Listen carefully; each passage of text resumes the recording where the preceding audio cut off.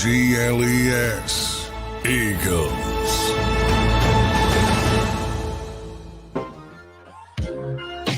Oh, welcome in, everybody. Happy Tuesday, one and all. That's Derek. I'm Rob. We are Sports Take, JAKIB Sports YouTube Network. Let me shout out Fitness Rebel, Rome, Brandon, Kason, James, Mood Swing Bella, Rich, Father Sean, Anthony, Mr. Taz, and anybody I missed, Sweenbull, anybody I missed, I apologize. And Christopher, what's up? Hey, D-Gun, how are you, my friend? Good, man. First of all, let me address Fitness Rebel. Fitness Rebel is always checking up on me. Fitness Rebel, first of all, I'm proud of you. You're on time today. Secondly, Rob asked me in the show meeting, so I'll update you the foot ankle. Compared to Saturday, like 100% better, but still, if I step a certain way, it's a reminder on either side of the ankle. Oop, not quite there yet, and like a pain will shoot. But then, you know how sometimes you get, when you injure something, you get and it feels good, and then you re-injure it, and then it hurts extensively again for a while. This is just the type of pain where it hits you, but it's not a lingering pain. It's just, hey, we're not like 100% yet, not 100%. Okay, you're getting there. I'm getting there. You can't keep old yelling down forever. Let's hope it doesn't go that route with you. I don't know. My wife has threatened me a number of times to put me out of my misery. Yeah, we don't want to take you out back yet. All right, so a couple things. We do have some news here. Jeff McClain reporting that the Eagles are releasing Britton Covey, wide receiver, punt returner. He could return to the 53-man, according to Jeff, and at least to the practice squad. Sources also confirm, Mike Garafolo had it first of the NFL Network, that Devin Allen and Greg Ward also released. So Covey, Allen, Ward, all at least right now on the move, D-Gun. And all three could end up on the practice squad, especially Greg Ward.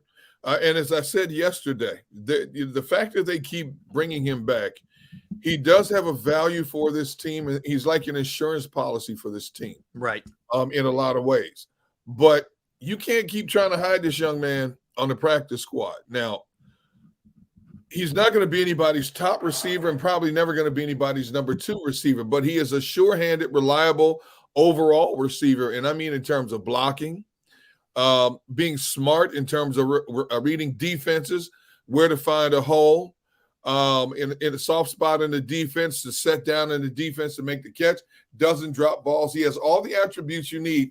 You know, let's face it, every team needs that type of receiver. You know, the glory guys are the burners, the Stephon Diggs, Justin Jeffersons, Tyreek Hills, but every team also is looking for that number 3, number 4 type receiver as a safety valve. And that's what Greg Ward is, you know, and there's a reason why the Eagles keep trying to bring him back, and they're also trying to make sure they somehow, some way protect him. But Eagles are also smart enough to know once they put him on the practice squad, he's subject to be picked off. Surprisingly, wasn't picked off last year. But you keep, you know what I'm saying, you keep pushing that envelope a little bit too much, sometimes the envelope ends up empty.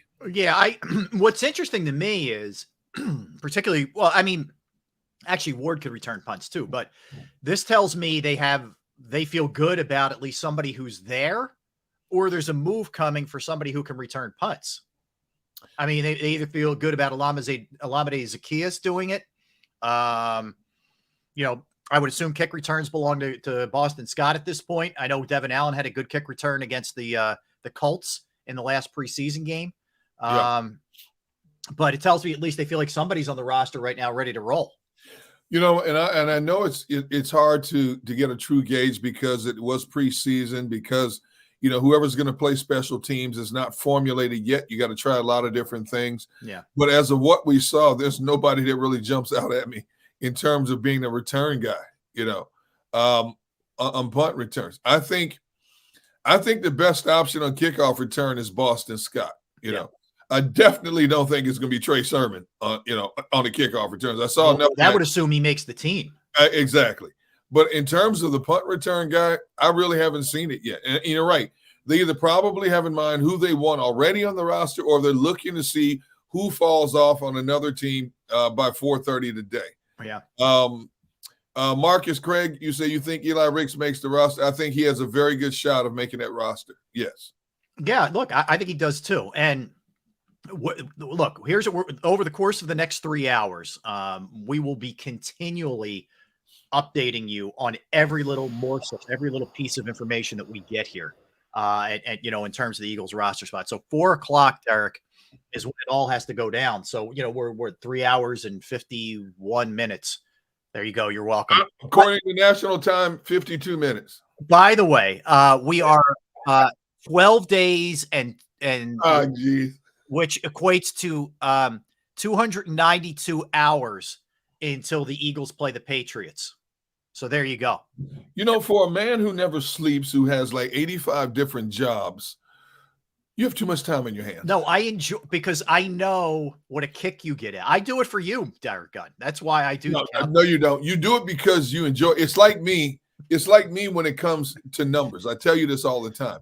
When it comes to numbers and stats, I love the challenge of recalling numbers and stats. I can do that. Yeah. I am horrendous when it comes to names. And I mean people I've known for 10 years, people I've worked with for 20 years. I am terrible. My wife, when it comes to numbers, she'll ask me, what did I tell you I make every 2 weeks? She has no clue when it comes to numbers. Yeah. When it comes to names, Rob, this woman can meet somebody one time and remember their name 10 years from now. That's a gift. I can't do that for some reason. I don't know why. All right. Look, I'm with you. It's weird. Like we always talk about the one side of the brain that's creative and the other side of the brain that's, practical and whatever. But I'm with you. Like for whatever reason, there are certain things that just stick. And others, man, where you got to tell me 15 times, like what are we doing again? Yeah. It's just the way it is, man. It's everybody's built differently, man. That's all it is. But yeah. Oh, John Dickerson, you got jokes today. You coming out of the gate fast today? Okay. All right. John's feeling it a little bit. Yeah. Yeah. Okay. Gas has been released. Yeah. There you go. I see it. By the way. There you go. Yeah. So a couple other. I haven't seen any really big names right now. The one interesting thing, Derek, and we'll get more into this in our football segment is. But the Bills have put Von Miller on the PUP list, which means he will miss at least the first 4 games. That's significant. Just NFL wise, that's significant. It is, but you know what? When you look at a player of the caliber of a Von Miller, you want him there for the long haul. Look how different the Bills' attack up front was by his deletion last year. That really hurt their pass rush game last year. Yep. In the first 4 games, this team is talented enough to survive without Von Miller. It may not look the same. It may not be as pressure packed as the same without him, but they have enough talent elsewhere to survive. And I'm just pulling it up real quick to see who Buffalo's first 4 games are here. One of them is the Jets. I know at least one. Okay. So their first 4 games are Jets, Raiders, Washington, Miami. They can survive those 4 games. Now they may end up 2-2 after those 4 games. They could be 3-1, but they have enough talent to get through those. But if you got Von Miller coming back by the Jacksonville game, because after the Miami game, they have Jacksonville, Giants, Patriots, Tampa, Cincinnati, Denver, Jets, Eagles, Kansas City, Dallas, Chargers. Yeah, they're playing it smart. Look, if he even said he said weeks ago, I'm not right. I'm not rushing it. Look, he's an older player now. You have to play this smart. I agree with him. I really do. Yes, I do. And you have to. When you're coming off an injury like that, especially a player at his age. And that's not a knock at him. But let's face it, you get older in life, it takes a little bit longer for things to heal. No doubt. And Von Miller wants to be out there as much as anybody, but I'm sure he's smart enough to say, hey, look, guys, I don't quite have the burst that I want to have yet. So I don't blame him one bit. No. Better to have it happen the first 4 games than the last 4 games. Totally. Yeah, totally. All right. Adam Kaplan, our buddy Adam, who we've had on the show, who does an excellent job with our friend Jeff Mosher, NFL insider. He's really, really good. Inside the Birds with Jeff Mosher. He's reporting that the Eagles are going to waive cornerback Josiah Scott. That's a guy. Yeah, that was a firmly on the bubble kind of guy, Gunner, Josiah Scott. So that's another one. Yeah. Well, that tells me the young guy Eli Ricks is in position. That's good news for Eli Ricks. Yeah. Yep. That tells me. And let's face it, we talked about it. We said Josiah Scott needed to show a lot. And I thought he was inconsistent. I thought he had some good moments, but he hasn't elevated that consistency yet. So if the Eagles, now he's another guy they could bring back to the practice squad.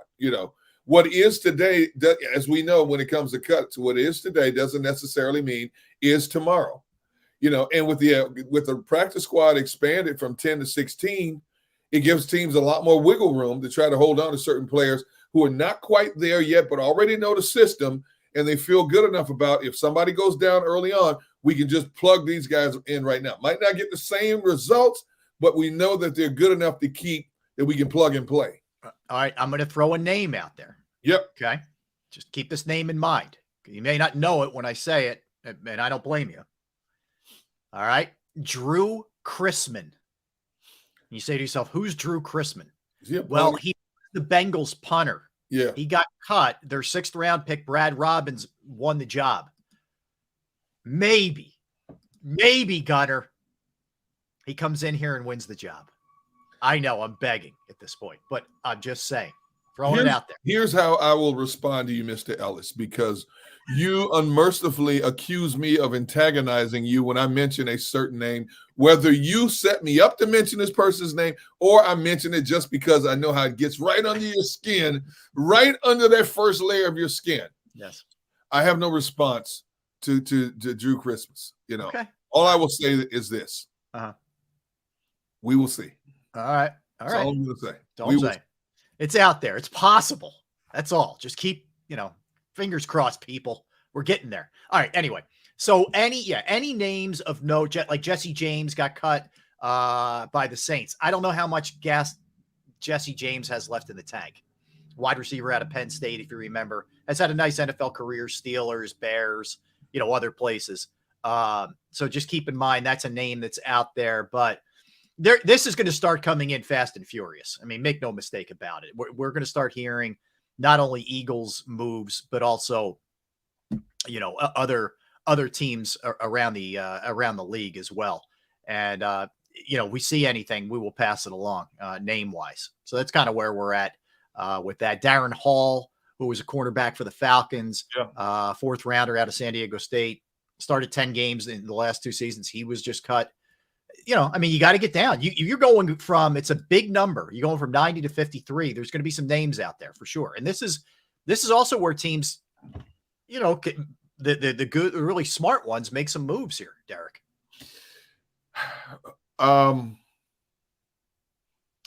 It's interesting to just think about it this time until we visualize it. What exactly is Howie, Nick Sirianni, Sean Desai looking for to complement what they already have in house? We've sat and we've speculated. We know who the obvious players are. Even a lot of the backup players, we know who the obvious players will be for this team. But there's we've always analyzed over the weeks, how strong, how weak are they at safety? How strong, how weak are they at linebacker? How satisfied are they with the offensive line rotation? Well, think about it. They cut several offensive linemen. Yeah, I know. They could be looking for some offensive linemen somewhere else. So as well. Yeah, good point. Good point. I do believe the running back situation is as it stands right now. In other words, the front four. Okay, so Swift, Penny, Gainwell, Scott. You think it'll just be those 4? So Sermon on the outside looking in. Yeah, and What do we got? I can't. Your boy. Wait. Something coming down at some wait. point? Wait.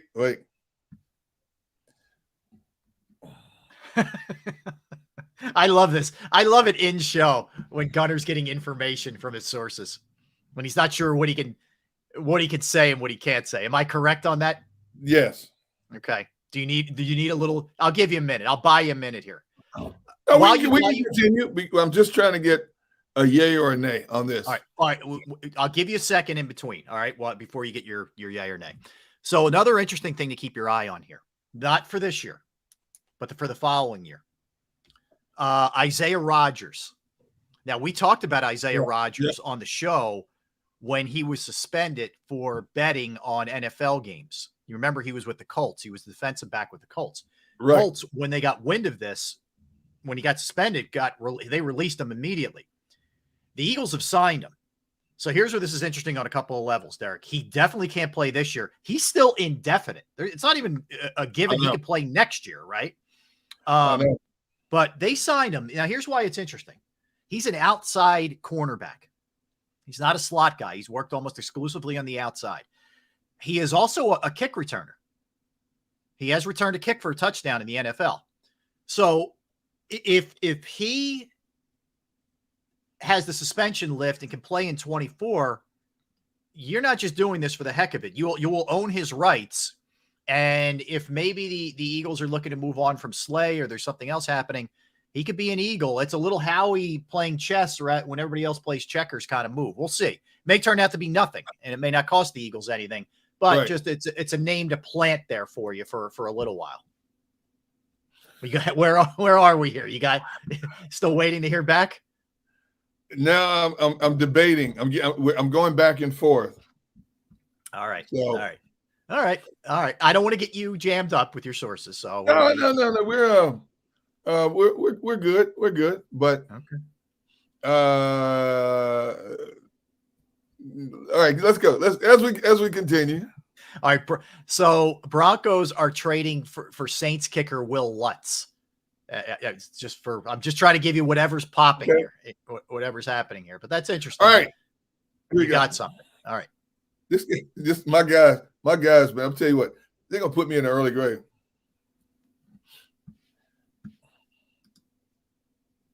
All right. Yeah. Yes. Are you ready? Yes. Look, you get people Tina's angry at you. You need to spell it. She says, I agree with Tina. You know how this works. I have to wait. I know. I'm giving you a hard time. I know. All right. Your boy Sipos is being cut. Ooh. Okay. Derek Gunn. Derek Gunn breaking news. Aaron Sipos will be released, according to Derek Gunn. Okay. D Gunn making some news right here. Not only am I happy that you're making news on our show, I'm also happy that we will be seeing somebody else now. That's why I had to hold it. That's why I had to hold it. So thank you. I now have a renewed pep in my step today. Yes, I am not upset by this news. Yes, I felt it. Move on that news. Yes, I am excited. Woohoo! Yay! All right, I am happy, John. You are correct. All right, good work out of you, Gunner. Digging around here with your sources. And see some of the others that were cut before. I was told, hold on just a moment, and by the time I was told, hold on. Garofola breaks one. Jeff McClain breaks one. So it's like, I got to play this waiting game. Wait a minute. We are figuring it out now. First he's gone. Now we're figuring it out. All right. We're working out some. Are working out. So other teams are cutting punters, which means the Eagles are going to bring some punters in to work out. Right. But as of right now, it looks like your guys like, whoop. Okay. All right. Yeah. So that's the best I can tell you right now. As of right now, I got you. According to your sources, you're hearing that Sipos is going to be gone in the near future. Yeah, I mean that's the thing.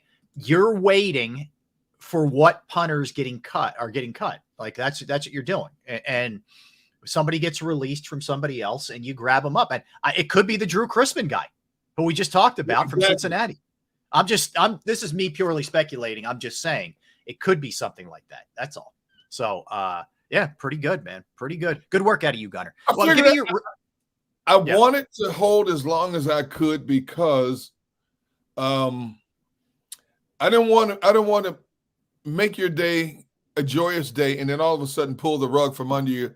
See, and that's the game we play in the media. You know, we all have different sources we go to. Yeah. And some sources, some people get clearance from others quicker than you. It goes back and forth. Sometimes you get quicker clearance to say something, and sometimes other people get clearance quicker to say something. So we all have a lot of us nationally, locally have in-house people that we talk to. Sure. You know, Mr. Taz, let me tell you something, man. Mr. Taz, I know you're joking, but if you bought a Sippos Kelly, that's on you. That's a you problem. Dude, if you're gonna waste that kind of money, Mr. Taz, then just donate it to the Help D Gun Move to California Foundation. That's all you need to do. Yeah. If you're just gonna give away money, give it to me. Yes. Just give D Gun the money. Help relocate to Southern California Foundation. Oh my! We will be much appreciated. All right, here's what we know so far. I can't get Rob to donate. Rob's supposed to be a good friend of mine. He's never donated to my cause. Checks in the mail, man. You know. Yeah, okay. I heard that.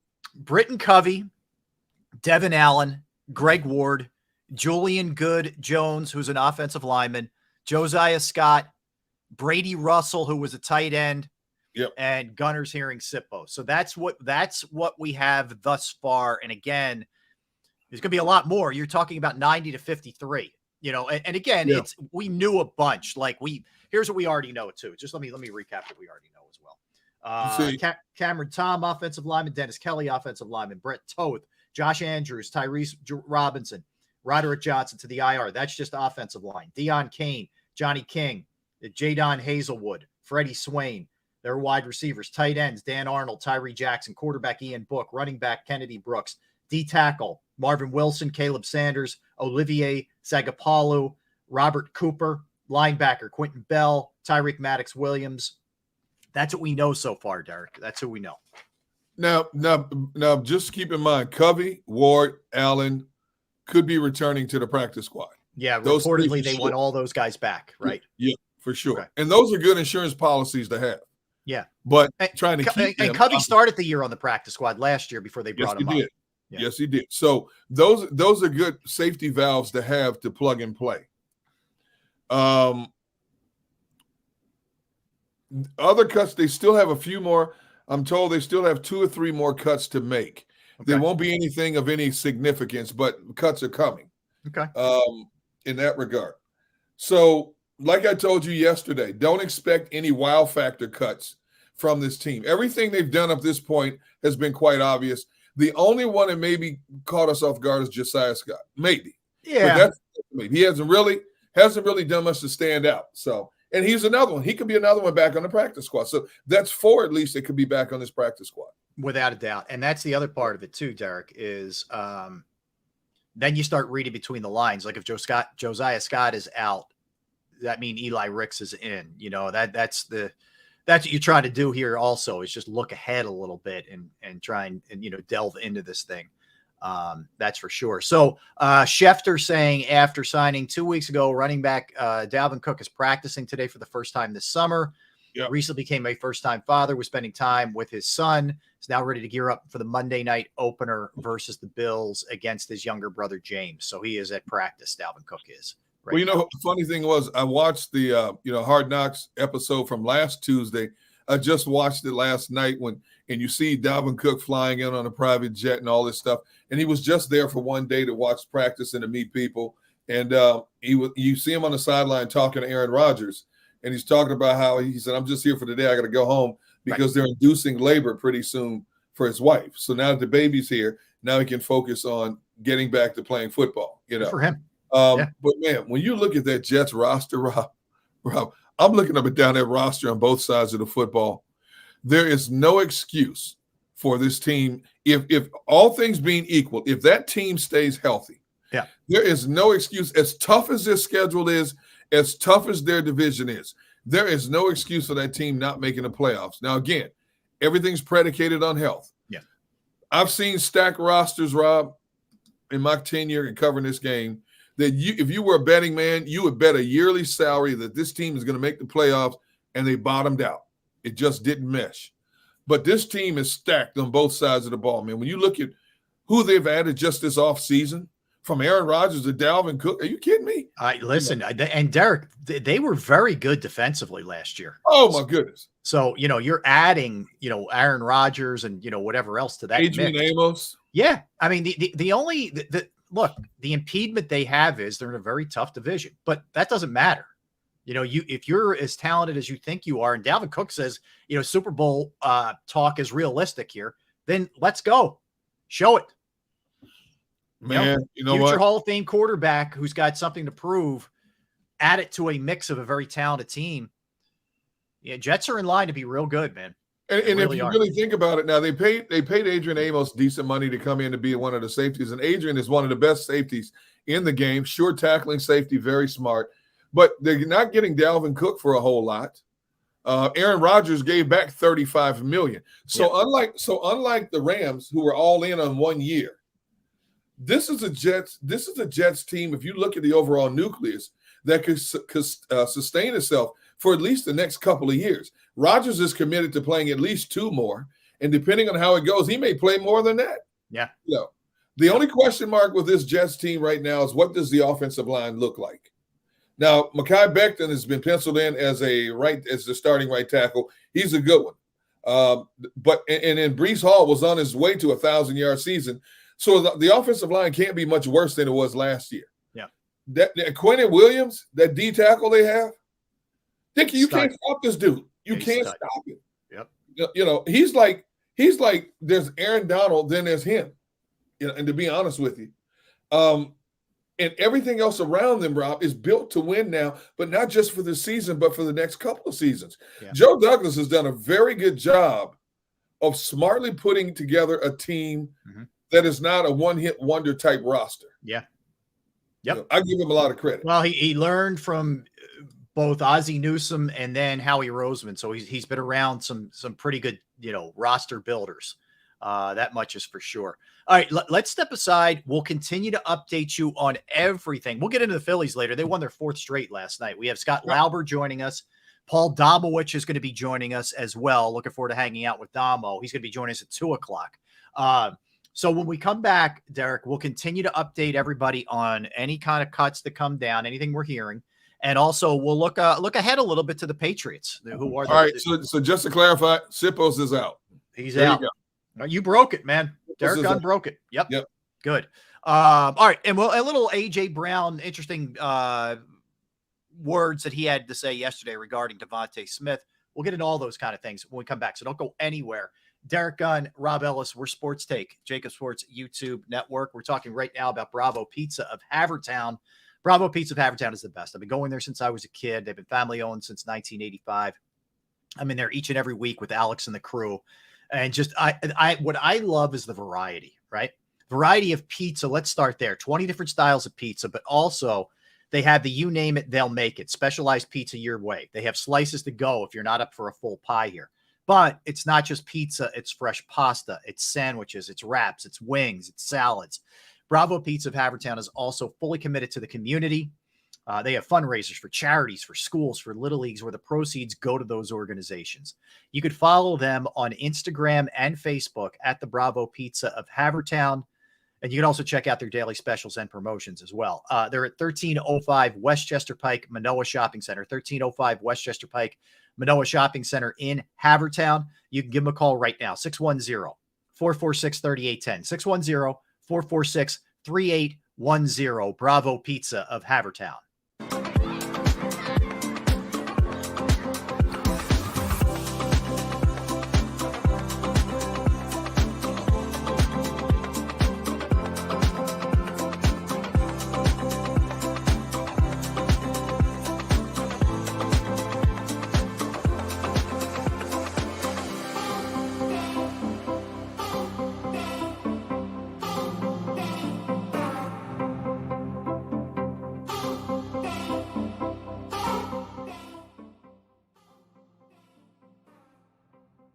If you own a company and you're not producing a podcast, you're missing out. The public consumes messaging when they're ready. Join the professional podcast network of companies and let JAKIB Media Partners put you in the podcast arena. Come to our professional studio, or we'll come to your place of business and professionally produce your company podcast. Call JAKIB Media right now at 267-261-3428. 267-261-3428.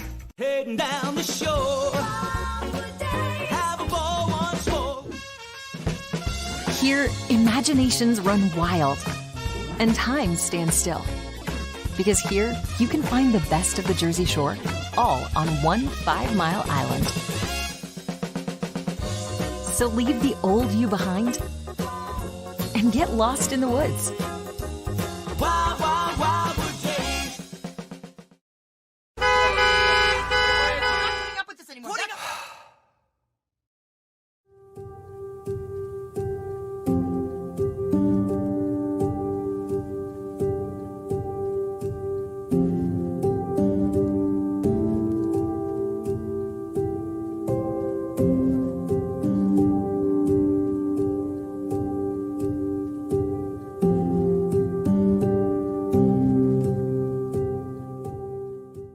Score and save in southeastern PA and Delaware with Colony Pools this football season, and let the experts close your pool with a custom Merlin safety cover in green for the birds. And if you join our Winter Watch team, we'll give you another 20% off, and Colony Pools will handle it all. Keep your tiles on your pool, not in your pool. Fly with Colony right now, birds fans. Visit flywithcolony.com.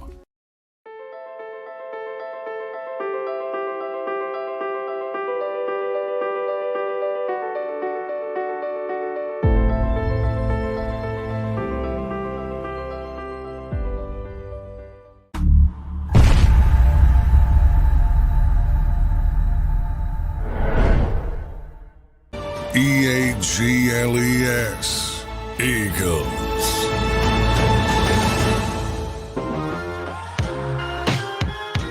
Welcome back, everybody. Appreciate you hanging out with us. We're Sports Take, JAKIB Sports YouTube Network. Rob Ellis, Derek Gunn. If you missed our first segment, Derek Gunn broke this. He was the first to have it, that the Eagles will be releasing Aaron Sipos, their punter. So there will be a new punter in line for the... Wait, say it again. I want to see the look on your face. Say it again.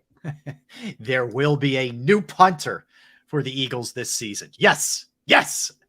I willed this thing to happen, Derek Gunn. Even though you broke it, I'm taking the credit for this one because I willed it to happen. Yes. Hey, not into existence. Not to steer off course, but guess what I did last night?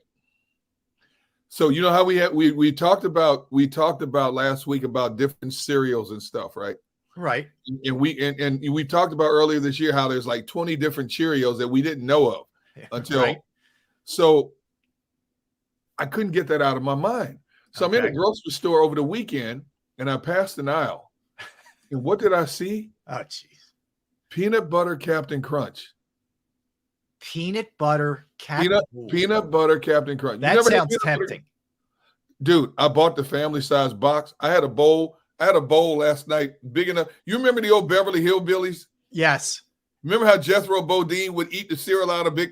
I had a bowl about this wide, dude, full of Captain Crunch. My wife walks by. What? How is it? Dude, I hadn't had peanut butter Captain Crunch in like 30 years.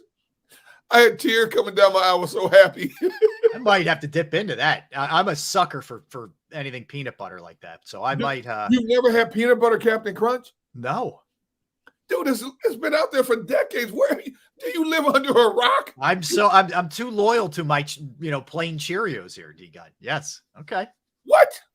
All right. I'm on it. Dude, let me tell you something. You cannot eat peanut butter Captain Crunch dry. You cannot. You have to have milk. And it's the type of cereal, it doesn't get soggy when you leave it in a bowl. Right. So that's huge. That's big. Yes, yeah. Because you know how you and I, we're watching something, you put it down, you go do something else, you come back, and it's still, oh man, that crunch was so good. Rob, I was almost emotional last night. And I had it about midnight. That's the thing. Everybody was gone. Everybody was asleep or busy doing something around the house. I'm sitting down on the couch in the family room. I'm him, and the dogs are looking at me like Scooby-Doo. Oh my God. Hey, another move here. Corey Clement, former Eagles on the Super Bowl team, as you remember, big contributor to that Super Bowl team. He is being released by the Cardinals. So he is not subject to waivers. He becomes a free agent. You've been around long enough. You just become a free agent. If you have it, I think it's 4 years of service. If you don't have that, then you're subject to the waiver wire, which means worst team gets first shot at you is the way that works. Right. So, Corey Clement, you know what, man? He's one of my favorite former Eagles, and he wasn't here that much. And here's why. First of all, he had a great career at the University of Wisconsin. Since his rookie year, I got to know his dad and his great. When I got to know Corey, somehow Corey gives his dad my number. His dad will text me periodically, especially when his son was with the team. What do you think about my son's chances? How do you think the team is going to do? Yada, yada, so forth. So one day the dad goes, "Hey, can I call you? My grandfather wants." Corey's dad calls me and says, "Hey, my dad is a big fan of yours. He wants to talk to you." Right? oh my God. So I said, "You know what? No problem." So he calls me, and granddad gets on the phone, and dude, they're the most pleasant people you ever wanted to meet. From Corey to the dad to the grandfather, Right. Very respectful, well-mannered people. And I'm sitting there talking to these guys like I've known them for 20 years, and Corey's the same way, and I feel bad for him in a lot of ways because he wanted to play for the Eagles long term for South Jersey kid. Yeah. But and then he went to Dallas. Didn't he go to the Giants? He played for 3 teams in the NFC. He did like a Brian Mitchell the bounced to the NFC East teams. Yeah. And then Dallas. Yeah. And then Arizona. And so I hope he finds a place that can utilize his skills because Me too. I think he's a good backup running back. I really do. Yeah. And look, he bucked the odds. He was undrafted. Just making the Eagles was a big deal. So, I hear it. I'd like to see him, further his career as well. Hey, and let me give you one other name to keep in mind here as a punt returner, not punter, returner. Trent Taylor was released by the Bengals. He had 5 punts of 20-plus yards returned last year. He averaged 14.5 for the season. He's a decent little punt returner. So he's a guy that I'd have some interest in if I were the Eagles, okay? Trent Taylor, keep that name in mind. Okay, all right. So I'm just throwing it out there. Again, we're just we're going off what we're hearing here, what we're seeing, Gunners working the phones, the whole nine, and what we hear from who's making it and who hasn't. But apparently the Patriots are getting trade calls on Kendrick Bourne, but they've told teams he's not available for whatever that's worth. Okay. All right. Interesting.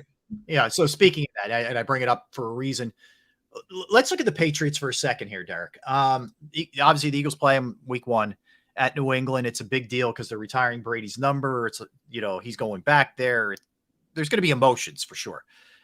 But I looked at them last year. A couple things to keep in mind. Defensively, this is a good team. They were 8th in points allowed. Yep. They were 6th against the run. The pass, they weren't great, kind of middling. They were 14th against the pass, but they had the 4th most sacks in the NFL last year too. Matthew Judon is an absolute beast, okay, in terms of getting after the quarterback. So defensively good. Offensively here's the fall off, right? 17th in points, 24th in rushing, 21st in the passing game. So on the offseason, they go out, they bring Bill O'Brien back. He was in Alabama the last few years with Saban. He comes back as the offensive coordinator. That's where he was before he left to take over the Penn State job.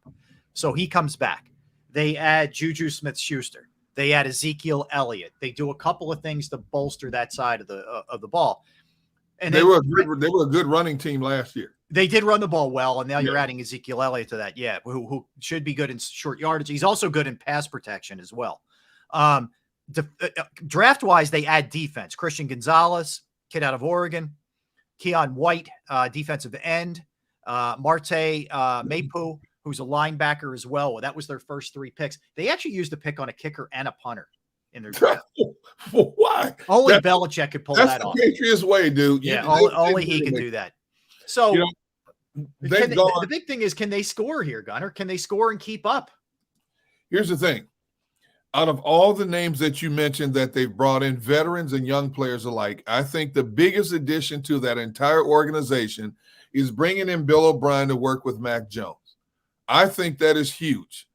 And you look at the mess they had. Who was the offensive coordinator? Like, was it Matt Patricia? Was he the offensive and Joe coordinator? Judge? They did this sort of combo thing. Yeah, that just screwed Mac Jones up, you know.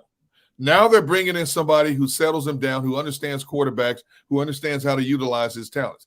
I think Mac Jones is a better version of Daniel Jones in terms of passing accuracy, athleticism. And Daniel Jones is a good athlete. He's not a great quarterback. Yeah, he can run. He can run. You know, we saw that against the Eagles a few years ago when the turf monster tripped him up from a short touchdown run. But I think Mac Jones is a better overall quarterback than Daniel. Yeah. And if Bill O'Brien gets him right, and what did we just talk about recently? Everything coming out of Patriots camp is that Mac Jones looks a whole lot better than he did a season ago. Mm-hmm. If that is true, that's directly responsible to what Bill O'Brien has been doing with him since March, April, May, OTAs, training camp, so on and so forth. Yeah. And if that's the case, that makes him that much more dangerous. If he's anything close to what he was his rookie season, when a lot of people were talking about him because he was real poised for a rookie. It was. That's going to make that team that much more dangerous. Now, how many points will they score a game? I don't know. But I look at their collection of receivers, Rob. Devontae Parker has not been the same receiver since he left Miami. I agree. Juju Smith-Schuster is not a world beater, but he's a smart possession receiver with speed. He can get open. So I want to see what their passing game is going to look like. Is it going to be a short, quick strike passing game? Are they going to try to stretch defenses? Or are they going to dink and dunk their way down the field? And, you know, we always make fun of quarterbacks who dink and dunk down the field.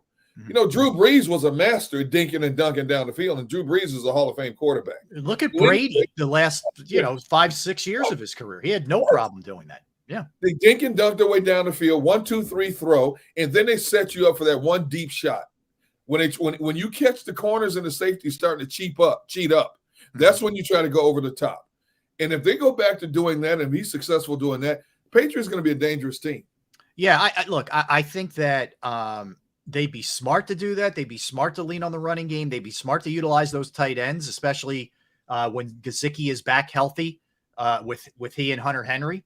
Like, I think it's just a smart way to play this thing. And then, look, if Mac Jones starts to get it together, feel himself a little bit, you want to start taking some shots down the field, do it. But they don't have great wideouts. Their strengths are their tight ends and their running game. That's the strength of this team. So play to your strengths.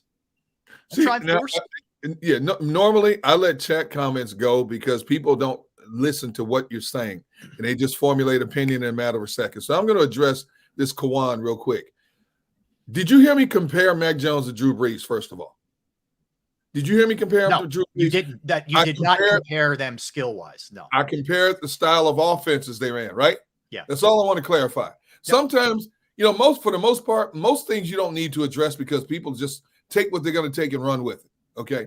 So I just want to clarify. In any way, shape, or form, after covering this game for 44 years, do you think I'm dumb enough to compare a Mac Jones to the like of a Drew Brees? Well, I think the frustrating thing is either it's one of two things. Either people aren't listening and hearing what they want to hear, or they're just trying to get attention and be trolls. I don't know which. Like you can both of these things can be true.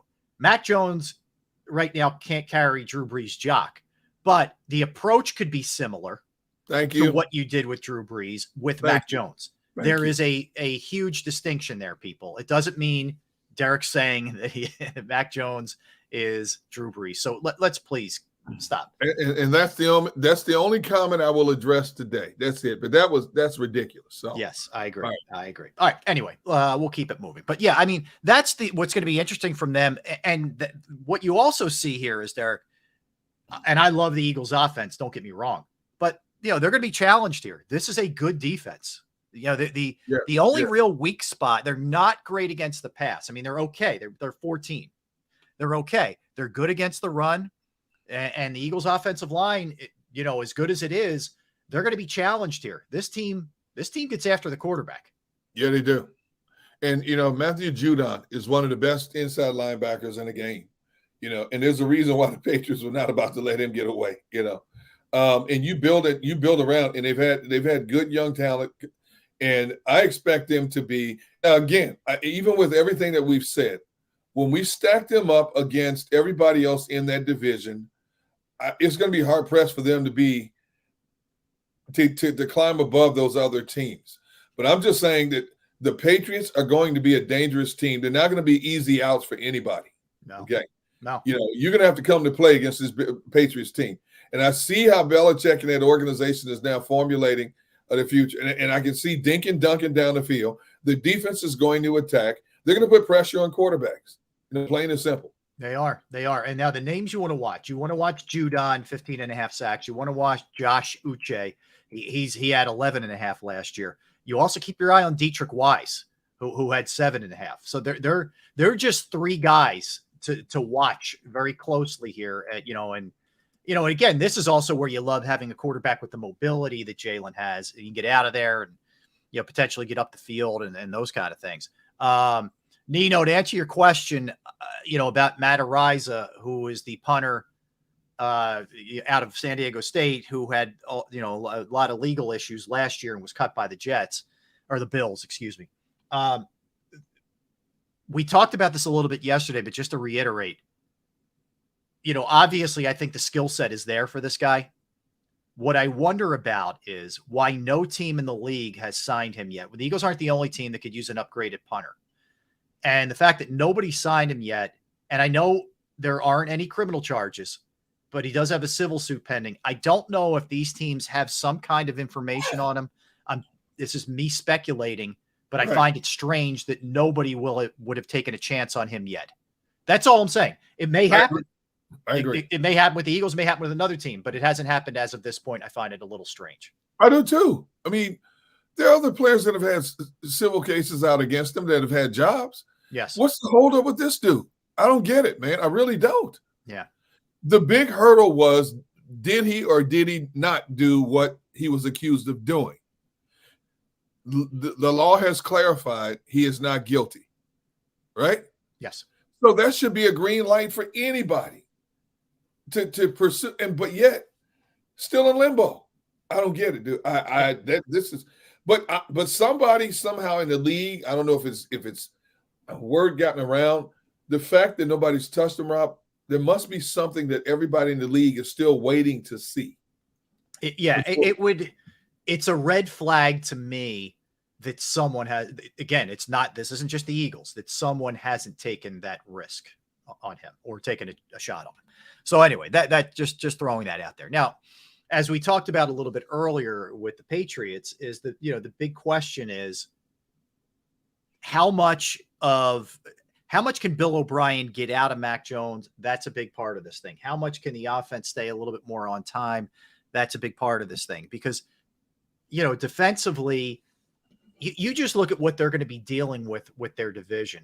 And it's Miami, it's Buffalo, it's the Jets. It's pretty nasty. And you look at their schedule, Eagles out of the chute, then Miami, then they're at the Jets, then they're at the Cowboys, then they play New Orleans at home.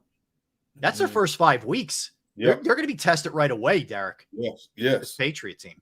Rob, you know what? For the most part, every schedule we've looked at, it's like a murderer's row. When we've looked at Kansas City's schedule, we've looked at Baltimore's, we've looked at the Patriots, obviously the Eagles. Yep. It's been like a murderer's row across the board. Mm-hmm. The only teams I really think have an easier journey to the playoffs, I hate to say this, is the NFC South when you look at the collection of those teams. Yeah. Whoever the survivor is in that division is going to be that dominant team because the other three teams are not quite there yet. Yeah. Now, you like Atlanta coming out of that division. I've been consistent saying I like the Saints. Yep. I think we may need to put a cheesesteak on this one. All right. I'm down. All right. Yeah. I'll take the Falcons for a cheesesteak. You got the Saints. I'm in. Yeah. If I win, I want a cheesesteak from Tony Luke's.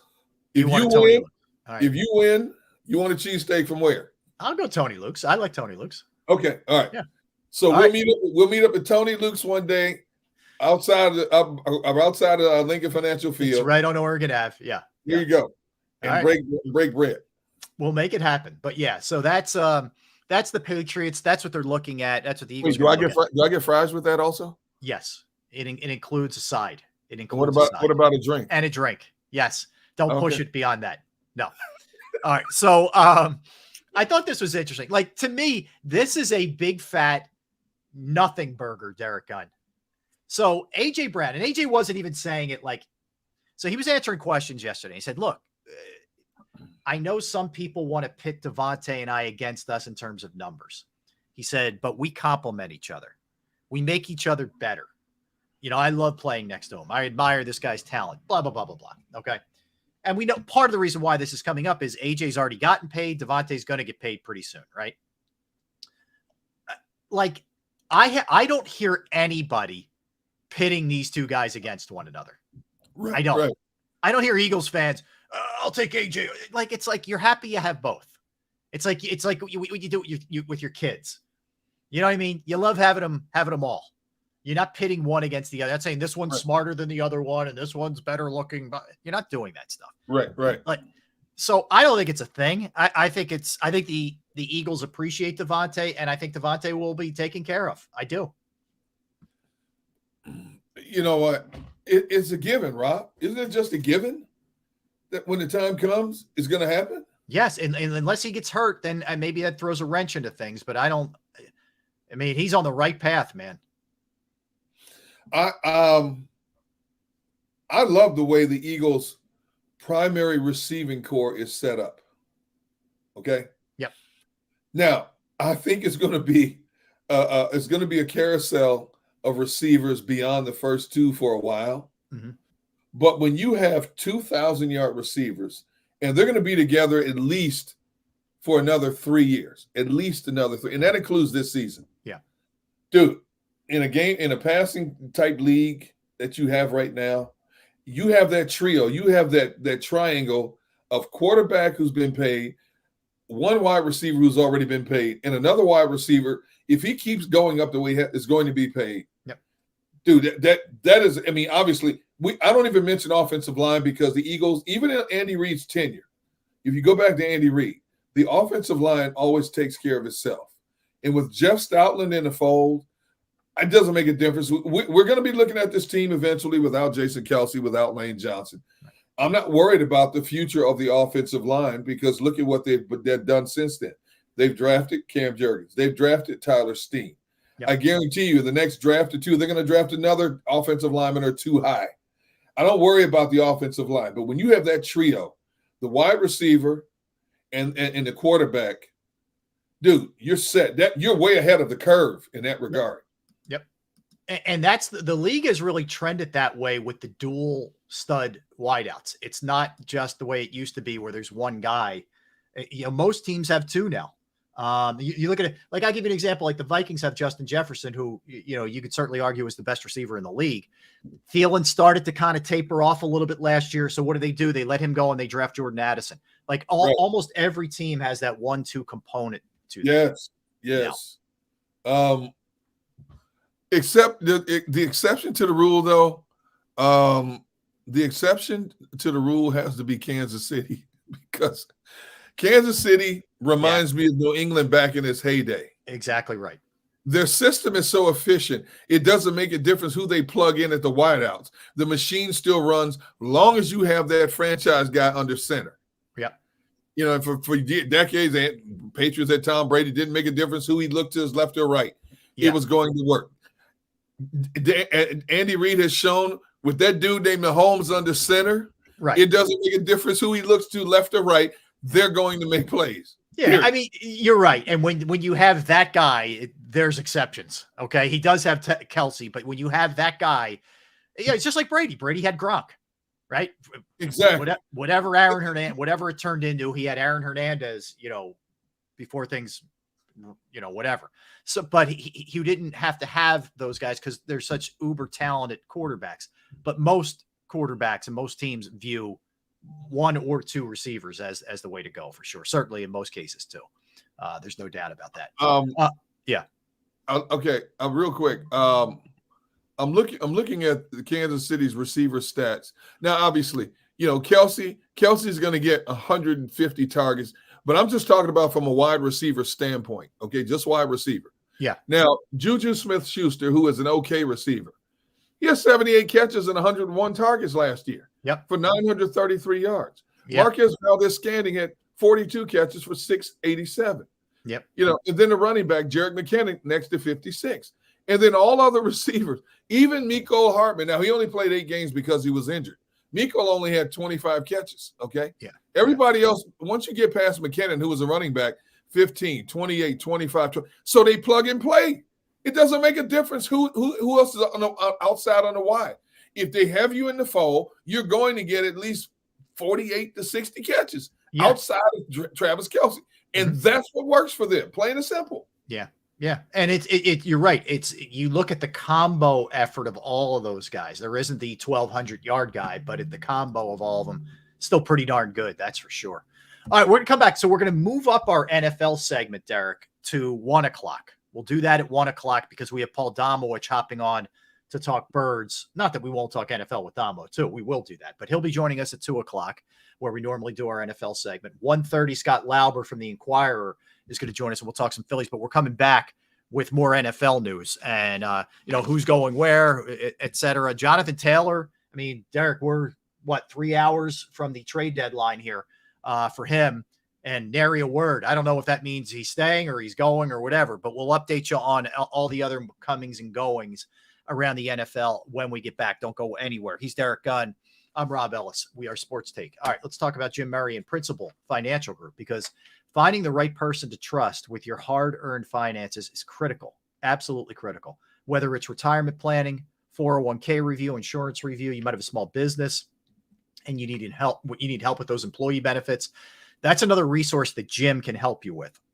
I have personally entrusted my IRA, my 401k rollover with Jim. I couldn't be any happier. I couldn't have worked out any better. It will be the same way for you. Trust me. Give him a call, 610-996-4751. 610-996-4751. You could also email him as well, Murray, Murray, .jim@principal.com. That's Murray.jim@principal.com.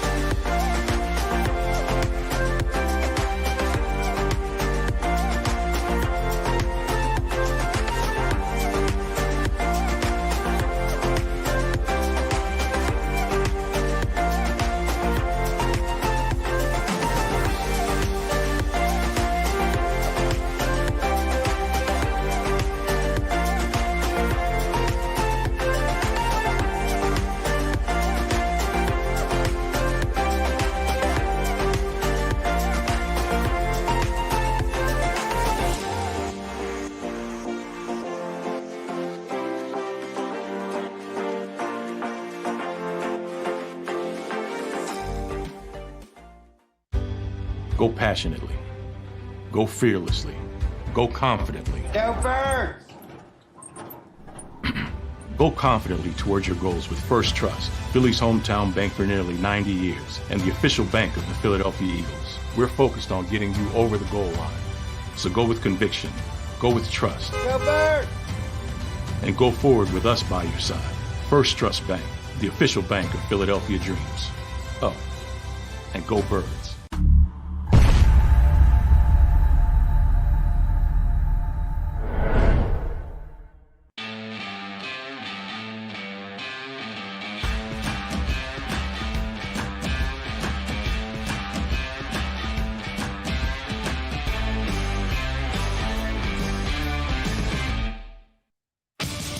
The greatest fans on earth. It's a bold statement, but would you expect anything less from Philadelphia? 58 years of heartache creates a toughness, a grit, a resolve not found in most. Sure, our prayers were answered, but now that we've had a taste, we're looking for more. Pondley Hockey, official partner of the Philadelphia Eagles. Go to get your game on. Go for the beers Go for the cheers. Go for the hit and the hits. Go for the stakes and the stakes. Go to get your parlay on. Go to get your party on. Go for the scene. Go for the screens. Go for the gallery. Go for the win. Go to Ocean. Visit theoceanac.com to plan your visit. EAGLES. Eagles.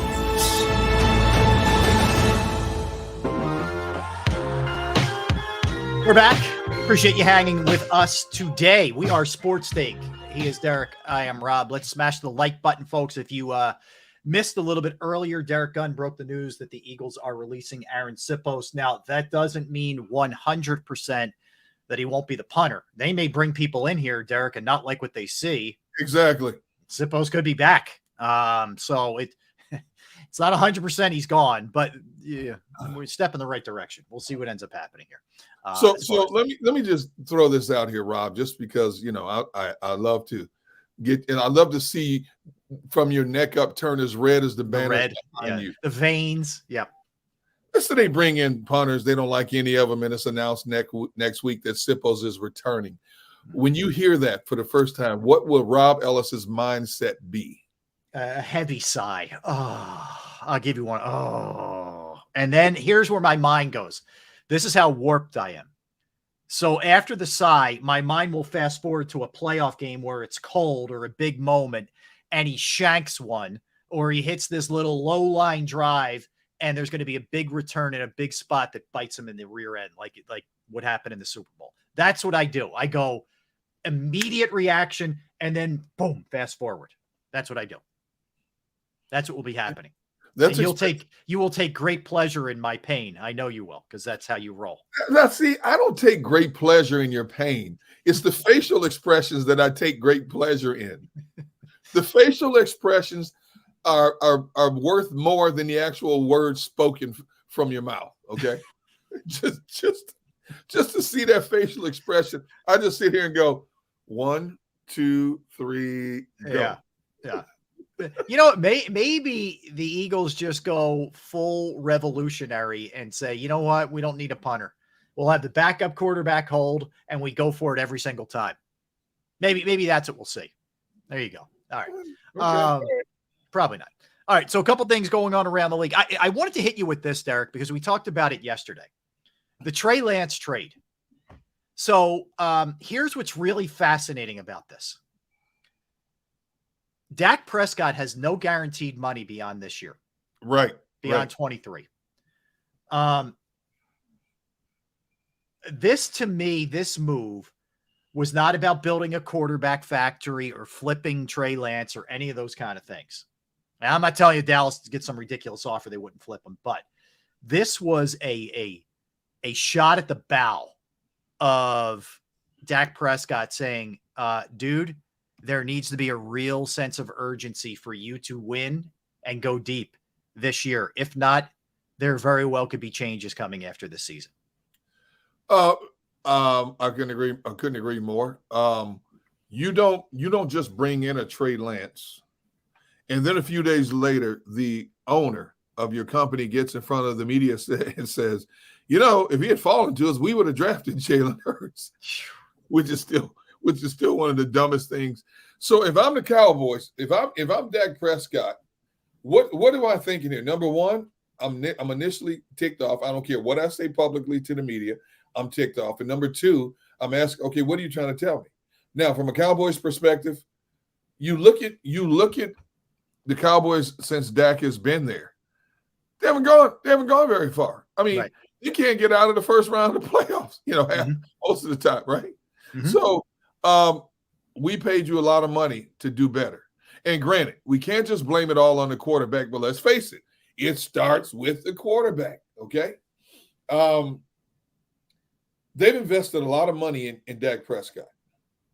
And obviously when they sit behind closed doors, and I mean the decision makers, and look at it, there's something about Dak that hasn't been up to snuff, so to speak, that they're happy with. Now, they haven't come out and said that publicly, obviously, because you don't not want to have that powder keg and you're trying to go into a new season. But everything is stacking up along that way. So if I'm Dak, I'm ticked off, but I'm ticked off to where now I'm highly motivated to where I'm going to show these people who seem to appear to have lost faith in me that I'm every bit the quarterback that you want me to be. Right. Now, they bring him in, a guy who can stretch the field, and Brandon Cooks, to go along with CeeDee Lamb and Michael Gallup, okay? That passing game has not been the same since Amari Cooper left, if you really think about it.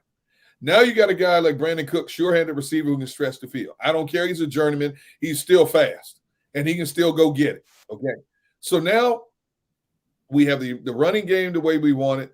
The tight end is questionable. We have the offensive line. Zach Martin's happy now. He's back. Right. Now it's on you as a quarterback. What are you going to do with it? Yep. What are you going to do with it now? It's up to you, Dak. Do you want to be here, or do you want to start looking for another team? Hey, Kirk Cousins left Washington and went to Minnesota, had a fine career. Got paid a lot of money. You want to go somewhere else? Mm-hmm. But if you want to stay here, Dak, this is what we need to see moving forward.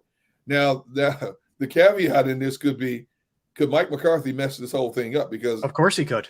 I'm not sure Mike McCarthy is the right play caller for this situation. I don't like anything about there's nothing I like about Mike McCarthy. Sill says, I say it's the owner. If Prescott wants to win a Super Bowl, he better get the hell out of Dallas. Jerry Jones is the GM, and he has one common name the last 28 years, no doubt. They haven't won since 95. Yeah, I mean, look, it's also a gamble. You're gambling that Trey Lance can actually play. I mean, Trey Lance couldn't beat out Sam Darnold for the number 2. I know. What does that tell you? So you better be right. If you're going to, run Prescott out or whatever may happen at the end of the season, you better be right that guy can play who you're replacing him with. Now to give Trey Lance his due respect, the dude has overcome injuries too. Now he lost the whole season to an injury. I don't know what he is or is not.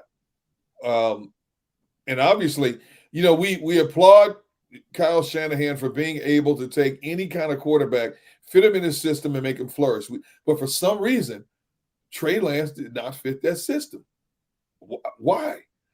Why did they give up on him so quickly? Well, the other thing is, what did you see in him that made you draft him that you thought he could fit your system as well? You know what I mean? Like it wasn't like first-round draft picks. Right. It wasn't like Kyle Shanahan inherited him. He and John Lynch traded up to get him, which means you thought that he was that guy for your system. Now, that happens all the time. There's the eye test, and then there's getting the guy into your place, and you, hey, he just doesn't get it. He doesn't grasp us, whatever. I don't know. But I thought the guaranteed money thing was interesting. Let me give you the flip side of that, Derek. We were talking the other day about how it looks like the Cardinals are straight up tanking, right? I mean, it looks like they're trading all their best defensive players away. They're going to be awful, right? I think we'd all agree they set up to be the worst team in football. But here's the problem. If you're tanking to get Caleb Williams, the kid out of USC, Kyler Murray, $39 million guaranteed this year, $35 guaranteed in 24, almost $30 guaranteed in 2025. You're not eating that much money. So if you're tanking to take somebody else. You're basically stuck with this guy unless you're going to take the most massive hits anybody's maybe ever taken over that period of time. The only way they can get out from under that is if some trade partner absorbs all of that money. Right. But that's not going to happen, Rob, because of his history that has been put out there. His inability to want to study a playbook. The fact that former teammate came out and said he needs some growing up to do. When you're putting that kind of money investing into the quarterback of your future, you don't want another Carson Wentz in your locker room. Right. You don't. And I don't see anybody, a GM to even think about making that trade could get fired on the spot. No, nobody's taking that kind of freight on. No chance. So if the Cardinals are tanking, what are they tanking for? Because they need so much.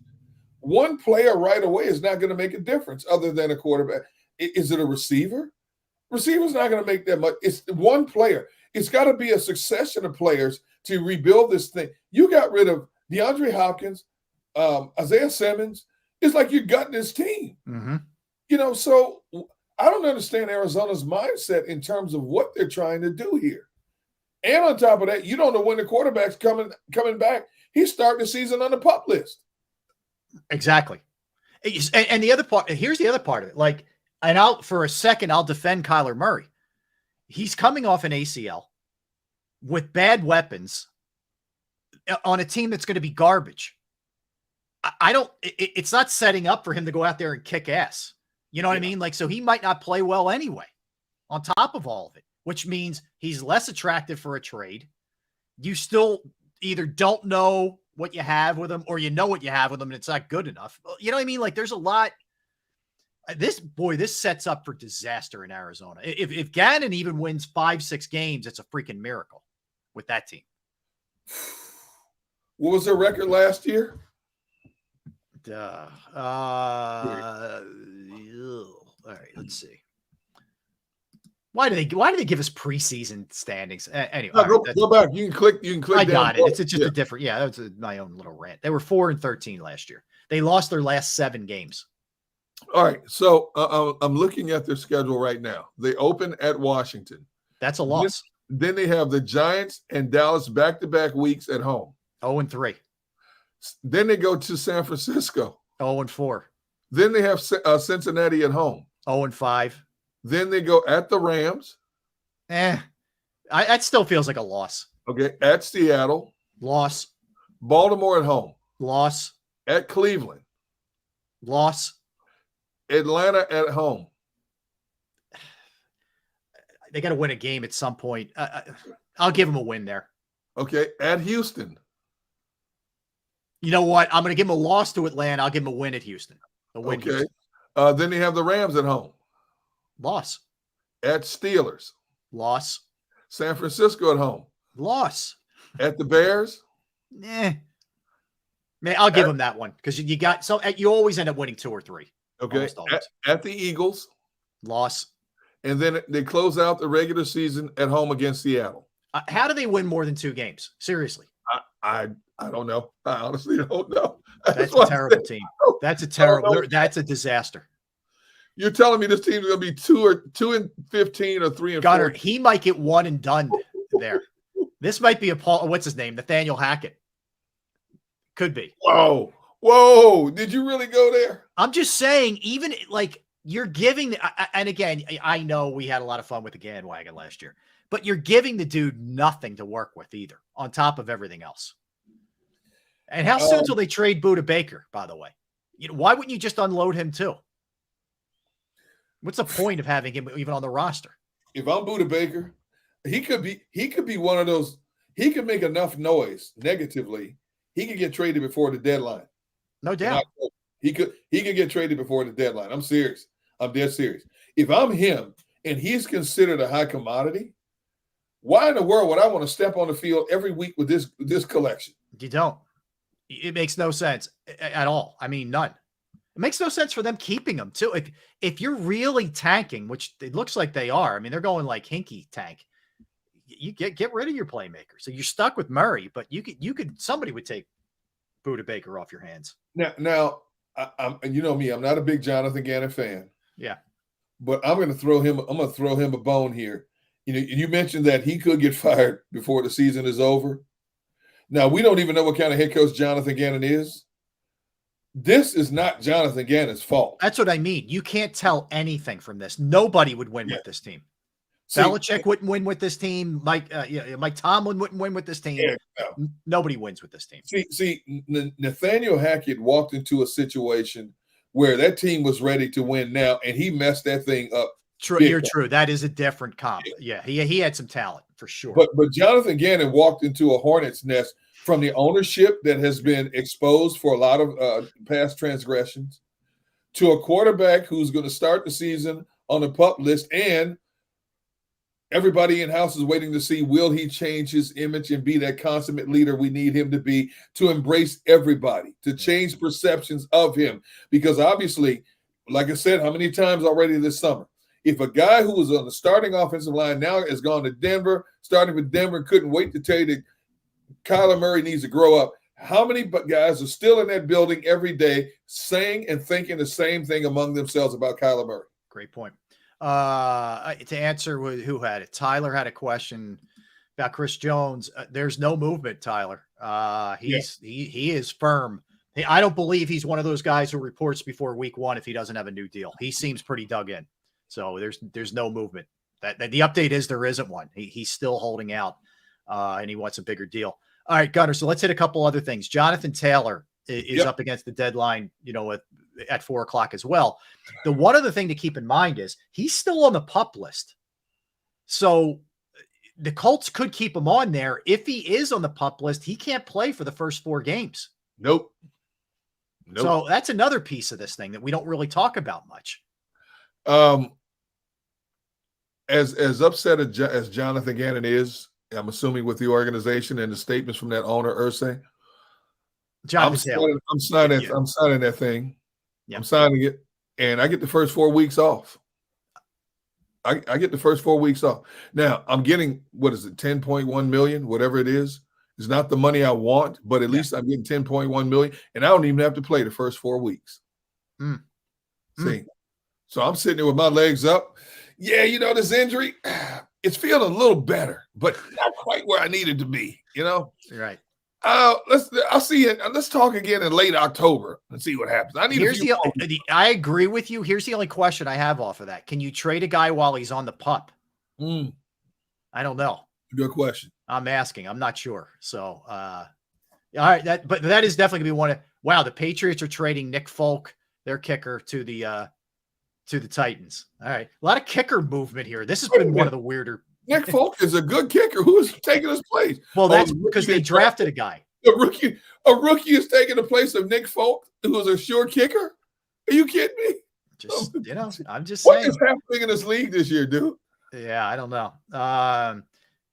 Yeah, so it's been so far it's been weird, like pretty quiet, on the trade movement and players being released front and all that. And again, if you're just hopping on, let's update everybody, Gunner. So Devin Allen, as well as Britton Covey, both being released. They could both be back on the practice squad. Same with Greg Ward, Julian Good-Jones, offensive lineman, Josiah Scott, corner, Aaron Sippos, that's the biggie, and Brady Russell, tight end. That's all we know thus far. And we'll keep passing it along. Now right. just real quick, go back to Nick Folk for a moment. Yeah. Okay, he's 38 years old, right? Right.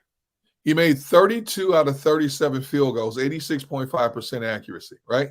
Yeah. His longest was 54. From 1 to 19 yards, 1 for 1, 20 to 29, 9 for 9, 30 to 39 yards, 8 for 8, 40 to 49 yards, 10 of 14. But here's the big one. 50-plus yard field goals, 4 out of 5. Guy's still good. Are you going to tell me this rookie kicker is going to be that much better than a Nick Folk who's proven? Yeah, that's the thing I would worry about is you're in a tight game. How does the rookie react? We know Nick Folk's been there, done that. Bad weather that you get in New England.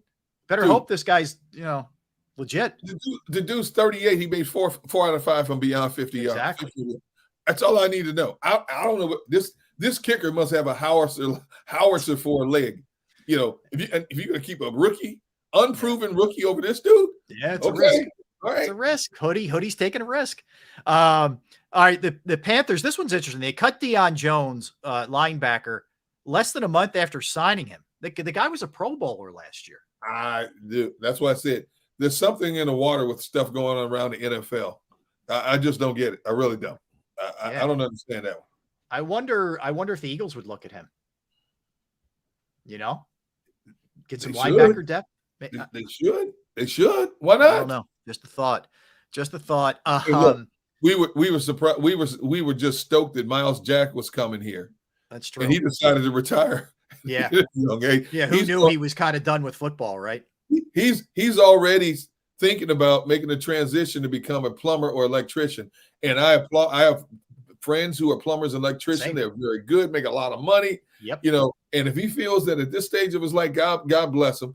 If he wants to do something else with his hands and his minds other than have his body beat up, I get it. But hey, I have to look at Deion. I got to look at him. A serious possibility. It's a thought. You can get him for a song and a dance if nobody outbids you. You can get him. It's not going to cost you much. Exactly. All right. Well, hey, look, here's another one that's this says to me, like, what are teams looking at here? But apparently teams are inquiring about Jalen Reagor to the Vikings. Come on, man. Okay, who put that out there? I First know. of all, Is this his side just trying to drum up interest because he may end up getting cut or what? I don't know. hold on. I want to know who put that out there. First of all, are you kidding me? I mean, seriously? Yeah. Bizarre. Jalen. I got to find out where this is coming from. That's the topper of the day. Teams are interested in Rager. Are you kidding me? I don't know, man. Here's the problem. Like, he is not dependable with punt returns. At least, he wasn't last year in terms of securing the ball. B, he's still not a good receiver, doesn't run good routes. I mean, even the game, if you remember the crazy comeback game that they had against the Colts last year, it was like a Saturday afternoon game. The game was nuts, right? Right. Rager stopped on 2 patterns, I think, and caused 2 different interceptions for Kirk Cousins. And I'm like, well, I remember one game in particular. He was running a deep post over the middle. Yeah, and had a step on a receiver, and Cousins laid it out perfectly. He stopped, and Cousins is standing there like this. Yeah, like, dude, what are you doing? He just stopped, like he didn't know the ball was coming to him, And I'm like, yeah, that's the Jalen Rager they got rid of. Yep, that's the one. Yeah. As far as the Rager, it's Ian Rappaport put it out there. So if he puts it out there, there's got to be some validity to it. Yeah. So who in the world would want Jalen Rager? Well, who knows? The Texans, 2 interesting cuts. One guy you know very well, Derek, Desmond King cut and Christian Kirksey cut as well. Both guys out. Tell me about King. Give me your thoughts on King. First round bust, first round bust, high second round bust, Green Bay. Yeah. Had the size, had the potential, never panned out. That's why he was gone. Yeah. Kirksey was in Green Bay also. I thought he was good on the inside. I was shocked Green Bay let him go. I believe it was after one season. And now D'Amico Ryans is letting him go. Yeah, not a good sign. Not a good sign for him in his career. Nope, not a good sign. All right, Sills has an answer. He knows the agent, I guess. Jeff Nally. His agent is known for this. He's trying to get him signed with the Texans. Okay. I mean, he's from the Texas area. Whatever. If that ends up happening, that's good. Good luck. I think I hope D'Amico knows better than to go down that route. Oh, my goodness. But you know what? Who knows? Fresh start, new head coach, new coaching staff. They need some pass catching help down there. I'm not saying Rager's a solution, but send them back home with a new young rookie quarterback. Who knows? Yeah. Anything can happen. Anything can happen. All right. Also of interest, this is going to be pretty good. So we're 9 days away, Derek, from the NFL opener in Kansas City, Lions and the Chiefs. So they're attempting to put on the world's largest tailgate party prior to the game on Thursday in Kansas City. They're going to have celebrities there. They're going to have, everybody. They're going try to go as big as you could possibly go for this one in KC. And I know I haven't been to Kansas City, and that's a bucket list one as far as the NFL goes for me. Yeah. But you say that if there's any place equipped for it, they're in pretty good shape for it. So you've been to the Meadowlands Stadium, the Giants Jets team, right? I have. And that thing looks like a spaceship. It seats close to 80,000 for a football game, right? Big parking lot too, which is good. Yep. So I don't want to misspeak here, but I just want to make sure I get the right dimensions for this. Kansas City Stadium, in terms of size, is very similar in circumference to the Giants Stadium, and that parking lot is huge. And let me tell you something: when you talk about a city that knows how to barbecue at a tailgate party, you can smell barbecue smoke miles away before you even get close to the stadium in Kansas City. Right. I am very interested in seeing exactly how they try to set this thing up, because you have a lot of people in KC that take pride in their barbecues. They're one of the best cities in America in terms of going to different barbecue restaurants, and I've been to that stadium like 3 or 4 times in my lifetime. All right, so Kansas Arrowhead Stadium seats 76,416. Okay. Yeah. So Giants Stadium, I believe, is a little over 80. All right, Giants Stadium, Jet Stadium, 82,500. Now 5,000 more. Okay. Yep. So both parking lots are very similar in size, just expansive parking lots. If there was a barbecue tailgate, and me, I'm not a tailgater. I hate tailgate. But if there was a tailgate festivity going on. Kansas City would be at the top of my list. I can't wait to see what it looks like. Okay. All right. Look, I'm with you. I would love to check it out as well. And I would not mind dipping into some of that barbecue also. All right, let's get a timeout here, D-God. Come back, 2 o'clock, Paul Domowitch. Coming up next, Phillies are certifiably hot, D-Gun. They are on fire, and they kept it rolling again last night. So we will talk to Scott Lauber, who was there last night, covers the team for the Philadelphia Inquirer. We will do that when we return. And again, any updates we get, because we're now, 2.5 hours out from the cut down, we will pass that along also. All right, let's talk about Pro Action Restoration. Pro Action Restoration are the folks that you reach out to if you have a business, you have a home, you have a property that goes through the inconvenience of water, fire, smoke, or mold damage. Pro Action Restoration's on call 24 hours, 7 days a week. So you have an issue at night, you call them. You have an issue on the weekend, you call them. You have an issue on a holiday, you call them. They're available. I did on a Saturday, and they got right out, and they cleaned up the place. The crew was professional. Price was right. It was just a giant sigh of relief for everybody involved. Pro Action Restoration is licensed, bonded, and fully insured. They've been serving the tri-state area for more than 2 decades. Pro Action will work in conjunction with your insurance company also. So again, if it's water, fire, smoke damage, mold remediation, you name it, they can handle it. Give them a call, 610-623-3760, 610-623-3760, or online at proactionrestoration.com. That's proactionrestoration.com.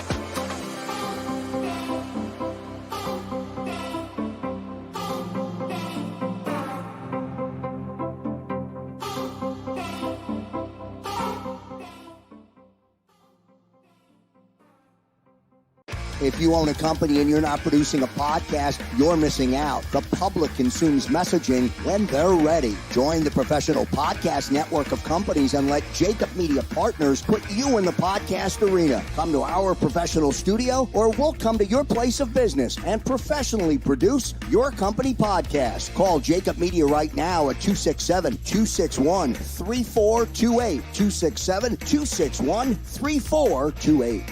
Heading down the shore. Have a ball once more. Here, imaginations run wild and time stands still. Because here, you can find the best of the Jersey Shore, all on one 5-mile island. So leave the old you behind and get lost in the woods. Wild, wild, wild wood days.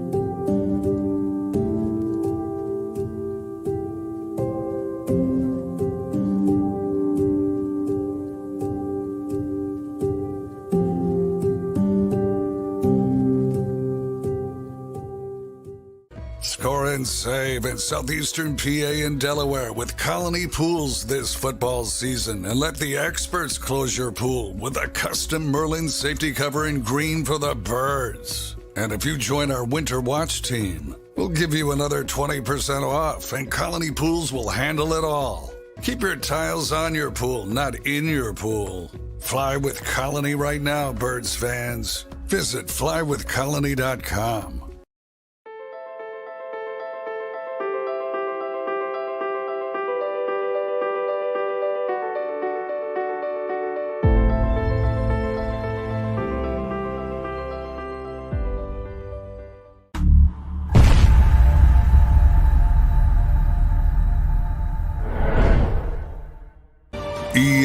EAGLES, Eagles. We're back, everybody. Thanks for hanging out with us. We do appreciate it. That's Derek Gunn. I am Rob Ellis. We are Sports Take, JAKIB Sports YouTube Network. All right, let's turn our sights, Derek, on to the Phillies, who took care of business again last night in game 1 of their series against the Angels. It's been a really good homestand for them thus far. 6-1. They've won 4 straight. They are now 15 games over 500 for the first time this season. Joining us right now, does an awesome job covering the Phils for the Philadelphia Inquirer. You could follow him on Twitter or X at Scott Lauber. Scott, welcome to the show. How are you? What's up, man? Hey, guys. How are you? Scott, great, man. Somebody's birthday? What do we have? Or happy first day of school? What's going on behind you, man? No, I'm in a very congested toy room that we have here, and there's all kinds of stuff. So that could be from a year ago, as far as I know. We were going to say happy birthday, but whatever. Okay. When's the big day? When is Scott's big day? Mine is a month from now, September 27th. We have to remember that if we have you on that thing. Yeah. Scott, I know you wrote about the power surge, in particular, 2 guys where it's coming from and how critical it is with Bryce Harper and Trey Turner. So let's look at both here. Turner's now got 7 home runs in the month of August. He's certifiably scorching. Harper, people were really worried about the power outage, Scott, early, but he's showing you now he's back to being Bryce Harper. So just give us your thoughts on what's going on there.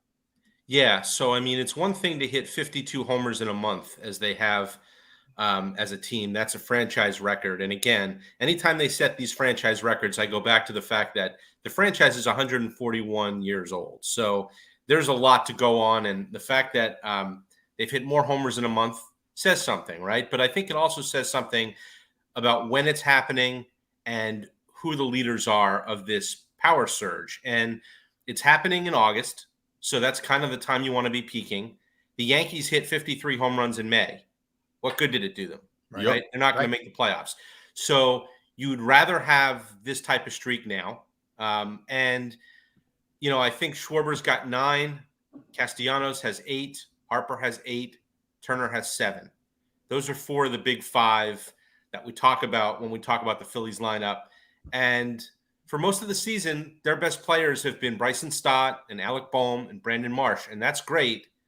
But those are not the guys you expect to be your best players. Those are guys you expect to be your complementary players, at least at this point in their careers. So the fact that the leaders, the best players, are the ones that are kind of leading this uptick in power is what you really want to see as really the encouraging part. The fact that they've got those guys going. The fact that they've got some order now to the lineup. Rob Thompson's a big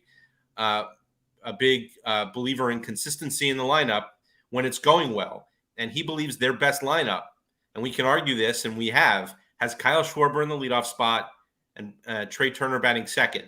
And that's the alignment right now, and it's going to be the alignment going forward because it's working and they're winning.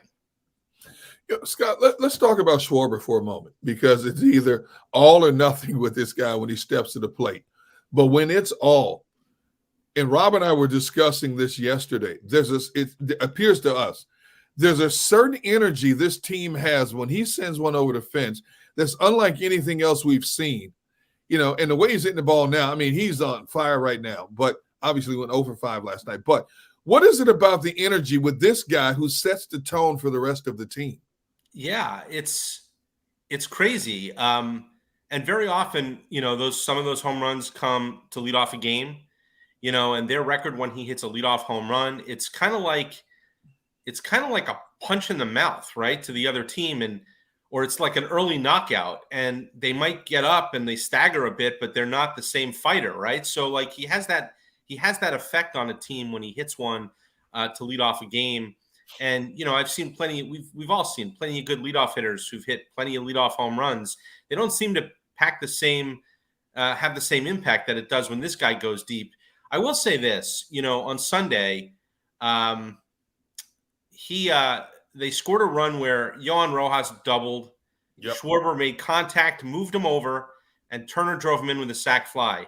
And that was great for me to see, because it's proof of what we talk about all the time. I don't understand and have never understood all these people in baseball who say, oh, a strikeout's just like any other out. No, it's not, because if Kyle Schwarber strikes out there, Rojas is still standing on second. The fly ball maybe gets him to third, but it certainly doesn't get him in, and maybe they don't score a run that inning. So I do think there's something to be said for making more contact But look, Kyle Schwarber is a fully formed major league player at this point. He is who he is.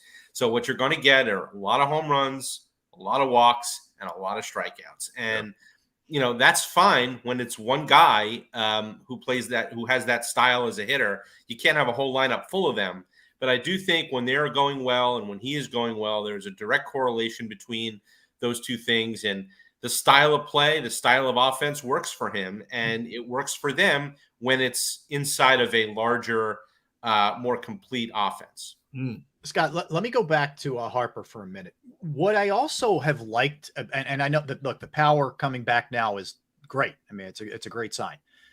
But I think he's really had a good approach to hitting pretty much throughout most of the year. Like, he is using all fields, a lot more as far as I'm concerned. I'm seeing a lot more, sort of a different approach sometime with 2 strikes. Like, I like what I'm seeing here from him. I mean, he's over 300 as a batter, and it's not a tiny sample size anymore. He's been back for a good while. He just looks good and comfortable at the plate, period. Yeah, he really does. I got an interesting email from someone this morning who said, remind me again, like, what was the projected time frame for him to come back? And where does it, where is it on the calendar relative to what he's doing now? And I do think that we can't lose sight of that. Like, he came back on May 1st, and it was faster than any recorded comeback. And, he hit the ball well when he first came back. It wasn't necessarily going out of the ballpark, but he was getting a lot of hits. He was hitting over 300 or close to it. Then he went through that big power drought. Yep. And he talked about it. He said, I'm not even supposed to be back yet. So I'm real happy with how I'm feeling.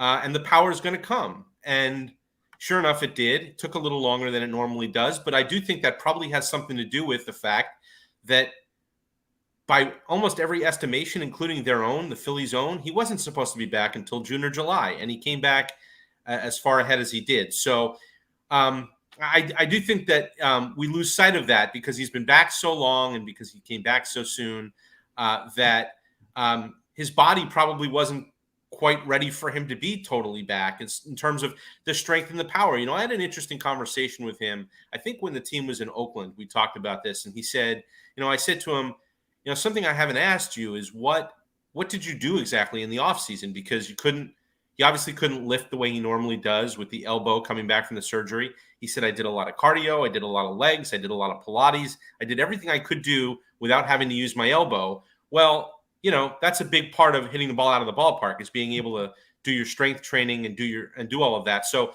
maybe the rest of his body is finally caught up now. And, I think he was seeing the ball well for most of the time he's been back, and now it's finally translating into more power. Yeah, Scott, I think when we look back on this season, however it ends, I think one of the best storylines of this season will be Trey Turner comes off a road trip, and he struggled. And we're all speculating, what kind of reception is he going to get at Citizens Bank Park? The very first time he steps to the plate off that road trip, it's a standing ovation. And magically, everything has changed for him since then. Offensively, defensively. I have never seen anything like this in all the years I've covered sports, period. And I just think this, if he continues on this current trend, what a story that's going to be to tell at the conclusion of this season. Yeah, no doubt. I mean, if you think back now, hard to do this on August 29th, but at some point you sit and you think about the most memorable nights of a season, whether it's, Phillies, Eagles, Sixers, Flyers, whatever it is. You sit back at the end of the year usually and you say, what were the most memorable games of that year? That's probably in your top 5. I mean, it's up there with the no-hitter, and it's up there with a few other things that have happened throughout the year, and there are going to be probably some more when they clinch a playoff spot. But that's there. That's with it. And in part because of what followed, this hot streak, this 26-game hot streak that he's been on since that night. And I think it's a little simplistic to say, oh, the fans turned him around because they stood and they cheered and they lifted him up. But that had something to do with it. There's no doubt about it. It had something to do with it. I've asked players about it in the clubhouse, like, come on, guys, really? Like, do you think? And to a man, most of them say, oh, yeah, no doubt. Like, we all noticed it. I'm sure Trey noticed it, and I'll tell you, we've talked about this ad nauseum, the three of us. But as the season unfolded, I never really got the feeling that Turner was uncomfortable or unhappy or struggling to adjust. I just got the feeling he wasn't playing well. And then came that road trip, and they went to Pittsburgh first and then Miami. And that was the first time all year I really got the feeling like this dude is lost. Yep. Because he's never struggled like this in his career, ever. And he doesn't know what to do about it. He's drowning. And then there was that memorable night in Miami where he spent the night until midnight hitting in the cage there. Players are leaving. And I think the coaching staff stayed and waited for him to take the last bus back. And it was like he'd hit his breaking point. And so I think that he came back and he had that night, and it was something that was special for him. Scott, let me ask you about the pitching. We've seen Nola now and Wheeler. Nola, it's been 2 straight. Wheeler, I think, for most of the year has been good, although people probably aren't giving him the love I think he deserves. But how do you view the rest of this? Like, if the season started now, Rob Thompson is on record as saying this, and there was no doubt in my mind, it was going to be Wheeler and then Nola. Is 3-4 essentially up in the air right now? Because let's face it, Taijuan Walker looks, I know he kind of got by last night. He hasn't looked great of late. Rangers banged up. Christopher Sanchez has been awesome to his credit. And I don't know, Lorenzen 2 lights out and then 2 bad. Like, where are we here with the beyond the first 2? Yeah, I think that's a good way to characterize it. I think it's a little up in the air. Look, 1 and 2 are pretty well set in stone, Wheeler, Nola. And if they pitch the way they pitched, over the weekend against St. Louis, it was kind of a flashback to last year in the wild card series, right? So if they pitch like that and they pitch the way they did in the wild card series last year, it's like, just an entryway to the division series at that point. But then you're going to need other guys, and you might need someone as soon as game 1 of the division series. And last year the choice was Ranger Suarez, and I think he's probably the front runner. I would anoint him the front runner to be the game 3 starter if they need one in the wild card series, or the game 1 starter in the division series, just because he's sort of the incumbent. He's done it, but he's got to come back from the IL, and he's got to come back healthy, and he's got to pitch well. I thought he was pitching well again before he tweaked his hamstring. Maybe this works to his advantage, the fact that he's had 2 weeks down now. And I know he started the season late because he was on the IL, but maybe he comes back fresh and has a good September, and you can sort of ride that into the postseason as your game 3 guy. I agree with you that Taijuan Walker looks like, by his own admission, he was dealing with arm fatigue. He had that 10-day break. I thought he was sharper last week against the Giants than he was last night against the Angels. But he did make pitches last night. He did get out of jams. He owes Trey Turner something for that first inning. He made that play up the middle and saved them with the bases loaded. But then he got out of a jam in, I think, the 3rd and the 4th. So he was a little bit kind of an escape artist last night, and you'd like to see him throw, Rob Thompson said, more first pitch strikes, get ahead of hitters more, and then compound all of it with the fact that he's had, a really rough second half the last 2 years with the Mets. And you wonder whether, what he did in May and June in particular, was kind of like, his biggest contribution for the season, and whether maybe he's sort of fading a bit, and then the concern with Lorenzen and Sanchez, for that matter, is that they're both pitched more innings than they've pitched in their careers in a single season. So, what's the fatigue level there? Sanchez looks great. He looks like he's cruising right along, and but how much do you trust him in a postseason series just because he's never done it before? Lorenzen, look, 2 starts ago, he threw a no-hitter, so I'm not ready to say that, like, his tank is empty or anything like that, but he also threw 124 pitches in that start, and as I said, the innings count is up, so it's going to be interesting. What is notable to me is that when Suarez comes back, which could be as soon as this weekend, if not next week in San Diego, they're going to go with a 6-man rotation again for a week or so until they get through that doubleheader on September 11th. I don't know what they're going to do after that. In a sense, they want to go back to 5 because they don't want too much time between starts for Wheeler, for Nola. They want those guys peaking as the playoffs get nearer. At the same time, like, would it hurt to just get through the rest of the year with a 6-man? You give everybody a little extra rest. Yeah. You do what you have to do on the side to make sure that they're sharp. But get everybody a little bit of extra rest and get them tuned up to where you want them to be when the postseason starts. It'll be interesting to see if they do stick with it or if they scale back to 5 just to kind of get everybody back on a normal schedule. And then if they do that, who's the odd man out? Right. Scott, let's stay with Walker for just a moment, because as you talked about, they gave him the extended time off, and they were talking about arm weariness. And then I'm listening to the announcers last night. Doesn't seem like he has the velocity on his ball. Have you guys in the media been able to pinpoint exactly what this arm weariness is? Because when I look at his stats, it's not like he's been overused this season. He hasn't been extended much. He's been right where you expect the starting pitcher to be every time he's been out. Yeah, he's kind of an enigma to me in a lot of ways, because the velocity comes and goes. And, there were times early in the year where the velocity was down, like way down. Remember that start against the Mets in New York? Yes. Right? Like he just never looked right on the mound. He never looked comfortable. And I was fully expecting to go downstairs and hear him say, like, yeah, I've got some forearm soreness or something like that. And he said, no, I'm healthy. And that was almost worse to hear, because you were like, what? Well, then why is this happening? Like, why is your power not there? So the velocity comes and goes, and he has shown at times the ability to pitch without his peak velocity this year. I think it goes to, he's got like 6 pitches or 7 pitches that he uses. And I think it goes to the fact that if he's got majority of them going, he doesn't need the velocity to really get hitters out.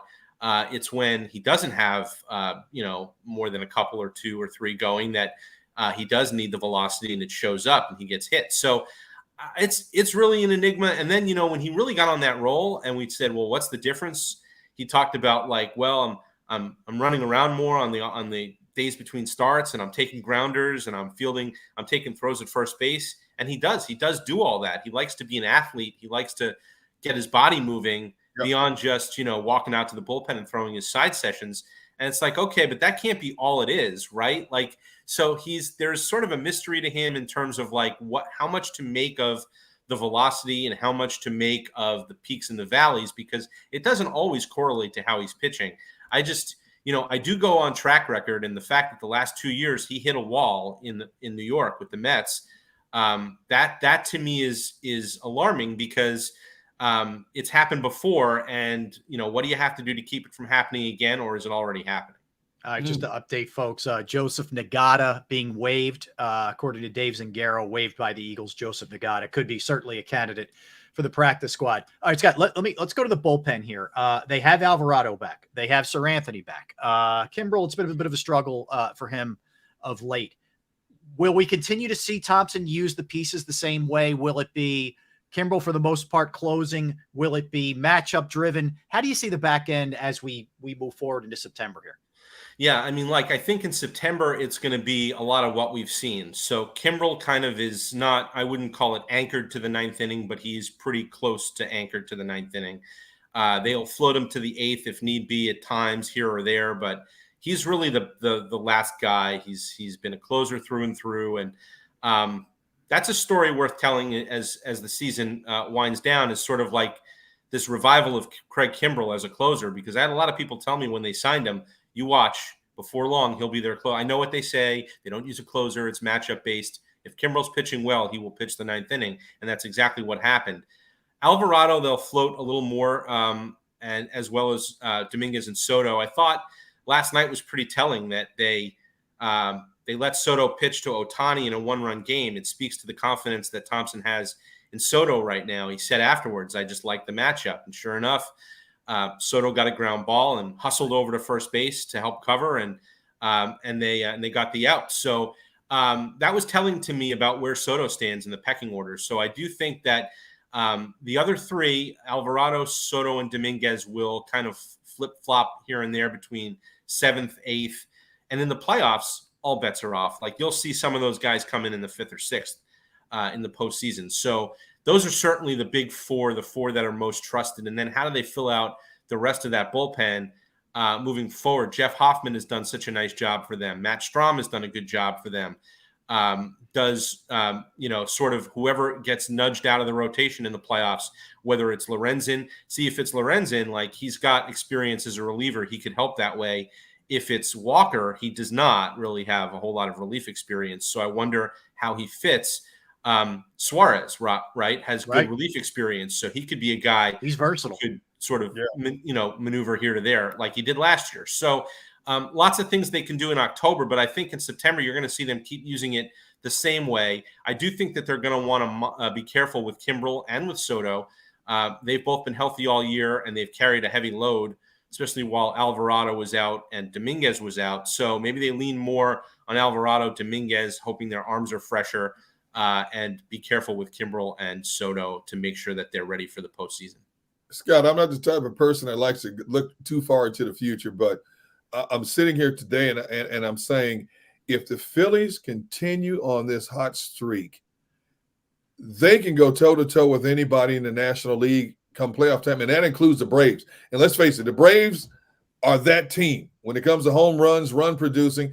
But if these guys continue on this trend, they could go toe-to-toe with the Braves at the plate. Yeah, no doubt. I was having a conversation with another writer from another market recently, and we were sort of like as a thought exercise, like, how many rosters in the National League do you take over the Phillies? Like, is it just the Braves and Dodgers? And it might be it, really. And I'm not sure, like, they're not on par. Like, I'm not sure that those teams are not so far ahead. So, no, I think I agree with you. I think it's one of those years where the third best team or one of the three best teams in the division is a wild card team. They've got a 4-game cushion now over, for the top spot. Anybody else? Card. Yeah. It's like 5.5 or 6, right? I think over the first team out. So, look, pedal to the metal, right? Get the job done, clinch the spot. But they might actually be able to rest some people, set things up the way they want. You don't want too much rest. Trey Turner was saying last night, like, if you've got to pick every year, like a team that you think is going to go to the World Series, a wild card team is usually a good pick because they've got to kind of keep their foot on the gas right till the very end. Right. And they're kind of, I remember last year, when the Phillies went into Atlanta, that first day, that workout day, they were riding high off of the St. Louis series, and the Braves were playing a simulated game with, on the scoreboard was the lineup from the night they clinched over the Mets, because that was the last home game they'd played, and it was like 10 days earlier.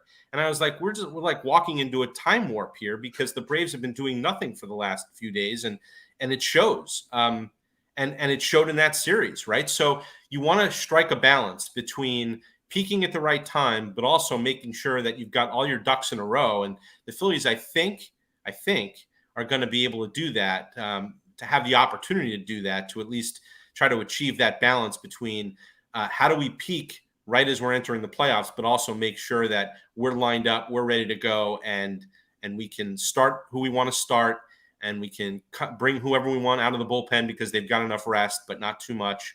It's going to be a bit of a balancing act, but I think it's one that, look, I don't know, guys. I don't see any of these wild card teams running up there to catch them. No. And the way they're playing, look, they're not going to keep it up completely. They've won, I think, 19 games this month, or 7 to 18 games this month. They tend to struggle in September. That's been this team's history, right? But I think they've built a little bit of a cushion here so that they can withstand a bit of a stumble and still be in good shape.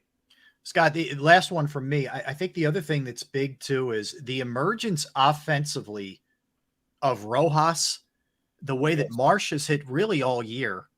Like, you don't have any fear of using these guys in a playoff setting, giving them a start. If Harper's healthy and can play first, you don't have to think about Schwarber in left field. I mean, your outfield really upgrades massively defensively. Yeah, it sure does. And look, last week was interesting because Harper had to DH for 6 days last week, and it really kind of shows you how the lineup as constructed lacks flexibility when he has to DH, because even if with him at first base, you lock Schwarber into DHing, it opens up left field. You can have Rojas and Marsh in the lineup together. You can use JAKIB if you want to use JAKIB in left field against in the right matchup. It moves Bohm back to third, where he wants to be and where he feels better. It puts Sosa back on the bench where he should be. He's a good bench player and a very valuable one because he plays a lot of positions. Everything just feels a little bit better when Harper's at first base, because you can do a little bit more. You can give the lineup a little bit of a different dimension. And if you want to keep using Rojas, the only way to do that is to have Harper play first, or to not have Marsh play every day. And you want Marsh to play every day, I think. I think he's warrant, he hits lefties well enough that he should play against lefties. And so I'd like to see Marsh in there every day. And you can do that if Harper plays first base. You can have Marsh in there every day, and you can have Rojas in there and do a lot of different things at the bottom of the order. Again, one of the reasons why they didn't go at the trade deadline and go get Teoscar Hernandez, and the Mariners are happy they didn't trade him now, or Hunter Renfroe, and the Angels probably wish they'd traded him now, and along with everybody else. Adam Duvall.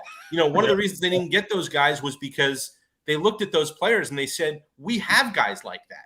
We have Kyle Schwarber, and we have Castellanos, and we have Real Muto, swing and miss guys who hit the ball out of the ballpark. What we need is the Rojas types at the bottom of the order who can run, who put the bat on the ball, who make contact, who make things happen. Rojas, stop, boom. They all make good contact, and it's a different dimension to the lineup. It makes you a lot less easy to deal with when you've got those guys. I don't know that there's a guy I'd rather face than Bryson Stott with men on base, except for maybe Alec Boehm, because both of them put the bat on the ball, and they're going to make something happen. So I do think that when Harper's at first, it opens the door to a multi-dimensional offense, and they're hitting all these home runs now, and it's great, but they're going to have to manufacture runs at some point in October, and those are the kinds of players you need to do that. No doubt. Scott, last one for me. As we sit here today, who is the team MVP? Ooh, good question. That's a great question, Derek. It's like a different answer, first half, second half. That's a great question, man. I'm still going to go Bryson Stott. I'm with you. I'm a Stott guy too. Yep. And I like 300 hitters. Yeah. I wish more guys hit 300 these days. I really do. I wish you know that you go to a game at Citizens Bank Park. I realized this a couple of weeks ago. I can't believe I hadn't realized it before. You will not find batting average on any of the scoreboards. Scott, that has to be the first thing that you see from a stat line. It has to be. I get things have changed a little bit, but I'm sorry. That's got to be I know. I don't like it either. Right? Like, I want to know what a guy's hitting. And I know it doesn't tell me everything about him as a hitter. It might tell me only a tiny fraction about that. But I want to know what he's hitting. I want to know what Bryson Stott's hitting without having to look at my notes. So, but yeah, I guess Stott, because it's just been consistent, and he's been, where would they be without him? I remember in spring training, everyone said to me, Stott, Bowman, Marsh could make the difference between 85 wins and like 95 wins. Well, in more ways than one, that turned out to be true this year, because I'm not sure that they're anywhere near where they are if those guys hadn't delivered in the first half the way they did. Scott, good stuff, man. I'll always love reading you. Keep up the good work. We appreciate you jumping on for a couple minutes, and good luck the rest of the way, man. You're in the stretch run too, but we appreciate it, Scott. Thanks for a couple minutes. Thank you, man. Thanks, guys. Anytime. You got it. That's Scott Lauber, reporter for Major League Baseball, as well as the Philadelphia Phillies for the Inquirer. And again, you can follow him on X or Twitter at Scott Lauber. All right, let's get a timeout. D-Gun, let's turn our sights back to the Eagles and the NFL. When we come back, Paul Domowitch is going to join us. We'll talk birds. We'll talk about some of the moves that we know thus far with the countdown to the cut down being about 2 hours away. We'll dig into all that kind of stuff when we get back. Don't go anywhere. That's Derek Gunn. I'm Rob Ellis. We're Sports Take. All right, let's talk about Flynn Tree Services. Flynn Tree Services is an experienced, licensed, and insured Pennsylvania tree services company that will trim or remove any unwanted trees off of your property. They are experts at trimming all types of trees, and they serve southeastern Pennsylvania, South Jersey, and northern Delaware. You could go to their Facebook or Instagram page for more information or a sampling of their work. Give Flynn Tree Services a call at 610-850-2848, 610-850-2848, or online at flynntreeservices.com. That's flynntreeservices.com.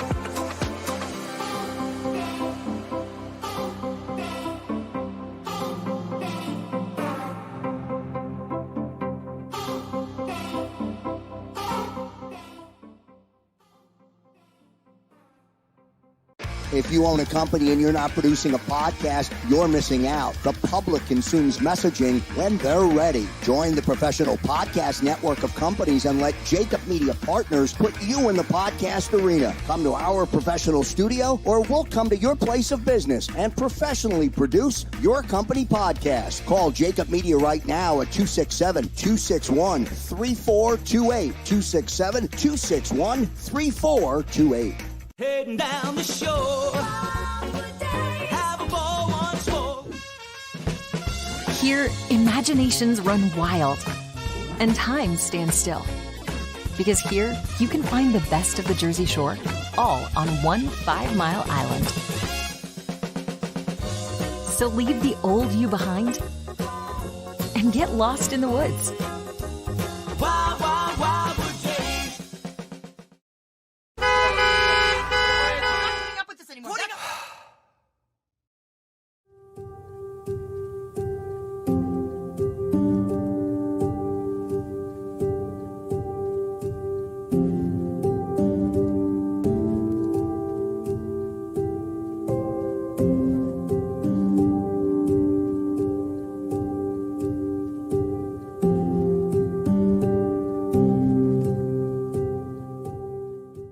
Score and save in southeastern PA and Delaware with Colony Pools this football season, and let the experts close your pool with a custom Merlin safety cover in green for the birds. And if you join our Winter Watch team, we'll give you another 20% off, and Colony Pools will handle it all. Keep your tiles on your pool, not in your pool. Fly with Colony right now, birds fans. Visit flywithcolony.com.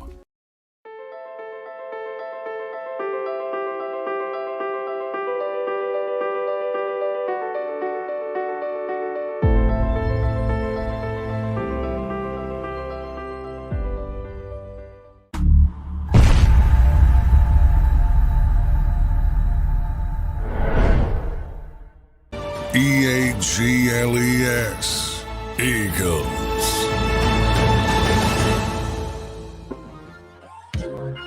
All right, welcome back in, everybody. We are Sports Take, JAKIB Sports YouTube network. That is the gun. I am Rob Ellis. All right, we swing it back to the Eagles and the NFL, and joining us right now, he has been covering the league for the better part of 4 decades, does an awesome job, and he's also got a new podcast digital show on A2D Radio. That would be Paul Domowitch. You can follow him on Twitter, by the way, at PDomo. Domo, how you doing, my man?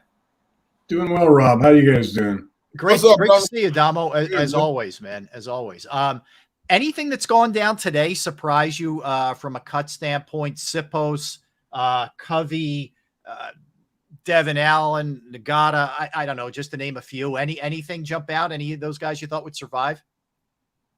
I mean, Sipos a little bit. I mean, they've left themselves right now without a punter and a punt returner, but they obviously have an idea of what they're doing next.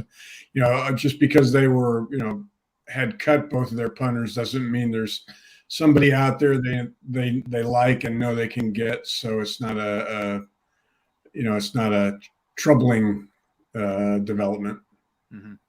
Hey, Damo, before we even talk football, I look at your Twitter page, and the first thing that jumps out says, "Semi-retirement isn't working." That is the best line ever, dude. I just want you to know. I just had to bring that up, and that is awesome.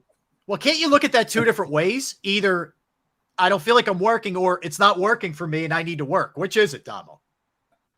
Hey, when I took the buyout from the Inquirer, my plan was to relax and finish a book on Sam Mills and do nothing else, and that hasn't worked. I started getting some offers, some feelers to do some work, and I've enjoyed working for the 33rd team, and I'm like on 3 years with them. I do a Monday night radio show with Paul Jolowitz. That's been fun, and this podcast is challenging because that's not I'm not used to talking. So it's kind of a work in progress, but it's kind of cool to try it, Yeah, you're doing a great job, Dom. You're broadening your horizons, man. That's right. Yeah, exactly. Yes. So I was going to use an old dog, new tricks line, but never mind, Damo. We'll keep moving here. All right, so looking ahead at this thing a little bit here. Daily News Live shows, when I was home. Exactly. I seem to remember those a little bit. Yes. So Damo, looking ahead at this thing a little bit as we're actually, thank God, we're talking about a real game here. But Derek and I a little bit earlier were talking about that Patriots team. As disappointing as last year kind of was from it, it was, no doubt, but this is still a really stout defensive team, and you get Belichick this amount of time to prep. And we'll see offensively what Bill O'Brien's able to do here. But what do you think about this Patriots team? Well, I mean, Bill O'Brien was the biggest addition they made. I mean, yeah, they were a joke last year with Matt Patricia running the offense. I don't know what that was about. I think it was kind of like Andy Reid's Juan Castillo moment. Hail Mary, defense. Bill O'Brien's good. I mean, he had his problems down in Houston, which mainly had to do with him being the GM. But as a coach, as an offensive mind, he's solid. I think he'll get the most out of Mac Jones. The offensive line's not great. The receivers are okay. I mean, adding Juju Smith-Schuster helped. But, I don't think they're going to, I'm not a big Mac Jones fan. I think that the Eagles defense is going to be all over him in week one. But you're right. Their defense is very good, and it's going to challenge Jalen and that offense. Although, boy, you look at that offense and you don't think anybody can stop it. But early on, there are going to be some stop and starts, some sputtering, you would think. But, it's not a game I expect them to lose. But you're right. That defense could give the Eagles a little bit of problems. Damo, when you look at this Eagles defense in particular, and it's a very intriguing defensive group, both youth and experience, but what concerns you more, linebacking or safety? Honestly, Gunner, I mean, going in, I would have said linebacker. I would have said both. And then I watched Sidney Jones play this entire preseason, and him and Reed Blankenship, I think, are going to be fine at safety. They added Zach Cunningham to the linebacker core. I like Christian Ellis. I mean, I don't see a weakness right now. I mean, if there's a weakness, it's going to happen when there's injuries. I mean, I'm a little concerned about what might happen at corner if Darius Slay gets hurt. I mean, he's not a kid anymore. I don't expect him to play 17 games. So, they need to have some depth there. It appears they do, but there's only one way to find out, and that's the real test starting next week. Damo, go to the other side here. And yeah, you're right. It feels like they are set up and they are deep. Do you like the way they went about things with the running backs, where it's kind of four guys, sort of diverse skill sets? Yes, there's the injury thing with Swift and Penny, but you have guys who can do a lot of different things, maybe similar a little bit to 2017. How do you view the running back setup? Yeah, I like it, Rob. I like I don't know what's going to happen with Rashad Penny. He's an awfully talented guy if he's healthy, but I mean, he's missed 30 some games in the last 3 years. So, with a history like that, you're not expecting him to stay healthy. But if he can, I mean, wow. I mean, he averaged 2 years ago, averaged something like 6.5 yards per carry. He's a power back. He gives them a better LeGarrette Blount, which that 2017 team had, a guy that could be a first down pounder, a short yardage pounder. And that allows them to use Kenny Gainwell and Swift as receivers, which, I think last year the running backs caught 48 balls. Didn't look like Jalen really liked to throw to them much. Didn't have to very much because he had those guys on the outside. But, teams obviously, defensive coordinators have not been asleep this offseason. They've been looking at this team. They've been watching endless film, especially the division teams of the Eagles, trying to figure out, how do you stop this offense? What's the best way to slow them down? I think they're going to, their main focus is going to be, A.J. Brown and Devontae Smith on the outside. And the way you counter that is the way they can. I mean, Swift and Gainwell might be the best set of pass catching backs on the same team in the league right now. Yep. And I think they're going to use them this year. I think those two guys are going to catch 100 balls this year. Damo, when you look at I'm sorry. Go ahead. Long story short, I like their running back situation, and I haven't even mentioned Boston Scott, who's there when the Giants come to town. Damo, when you look at the receiving core, beyond the obvious, I would say obvious too. I mean, we know Quez Watkins is going to be the third, but I don't think he's a lock. How do you see the receiving core shaping out? Because I thought Greg Ward, this would be the year he could make it as that fifth receiver. They cut him, hope to bring him back in the practice squad again. He gets no respect at all, Gunner. No. I mean, I've liked Greg Ward since the day I first saw him at his first training camp with the Eagles, and every year it's the same thing. He saved their season that one year. I still think he can play in this league, and I'm not sure that he's going to make it to their practice squad, because I think somebody's going to claim him this time around if they paid any attention to preseason and practice film. I mean, they're a little thin there, because I don't know what Quez is going to give them this year. Zacchaeus was productive last year with Atlanta. So you're thinking, they'll find a way to maximize him. But, I also think that they're probably keeping their eye open at the waiver wire here and possible trades. Damo, Mariota angst, justified or over the top in your estimation? Over the top, Rob. Okay. I mean, the guy's got a resume with 74 NFL starts. They haven't all been classics, but they've been good enough. He's shown me enough. I like his skill set, the fact that he can run. The first preseason game he played in, he had 3 nice runs. I looked at him, the awful passes he threw in the second preseason game, and kind of just chalked it up to bad mechanics and footwork, which I figured they can straighten out. I know he didn't want to be here from the standpoint of it wasn't his first choice. He made that clear. If anybody's watched Quarterback, the Netflix series, when he said he was kind of hoping to get, go to a West Coast team a little closer to home. That didn't happen. But, I mean, that doesn't mean he doesn't want to be here or isn't happy being the backup. So, no, I thought it was over the top. I'm happy with him as the second quarterback. You look around at what's happening. Look at Arizona. I mean, geez. They just, they're a mess. Like, Damo, they look like they're setting up for a tank to grab a quarterback, yet Kyler Murray's got 3 years guaranteed at massive money. What are they, it's like, what's the point?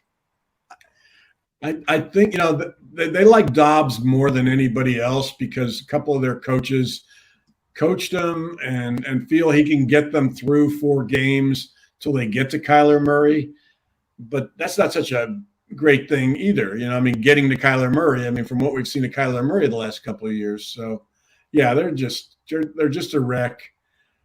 Their GM and coach supposedly are better than what they've had. Certainly, we know the coach. We'll see. I think this is going to be just they're going to be a 4-13 team this year probably. Damo, back in the NFC East. I don't know how closely you tune into what's going on down in Washington, but I saw a quote from Ron Rivera yesterday, the day before, where he said, had I known this Sam Howell was this good, I'd have started him a lot sooner than last year. I didn't know he had this kind of talent. So you got an unknown quarterback there with Eric Bieniemy. They've got talent everywhere else. What do you make of this Washington team? I don't know, Derek. I'm not real hopeful that to make it, I think that, and Ron's playing, he doesn't know how long he's got. I don't know what Josh Harris has in mind. Is he looking at Ron and saying, yeah, I got to get myself a new coach next year? Or is he saying, I'm going to give this guy a chance?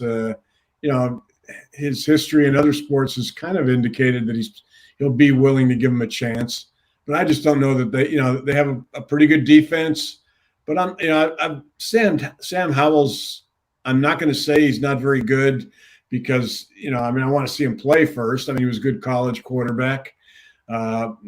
I think Bieniemy will get the most out of them. They've got some good running backs, but they're the fourth best team in this division. So I mean, what's that worth? 7-10, 6-11.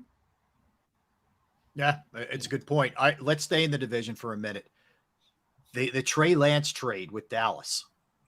Not only does Jerry make the trade, Damo, he also mentions it. Hey, if Jalen Hurts was still there when we were picking in 2020, we would have grabbed him too.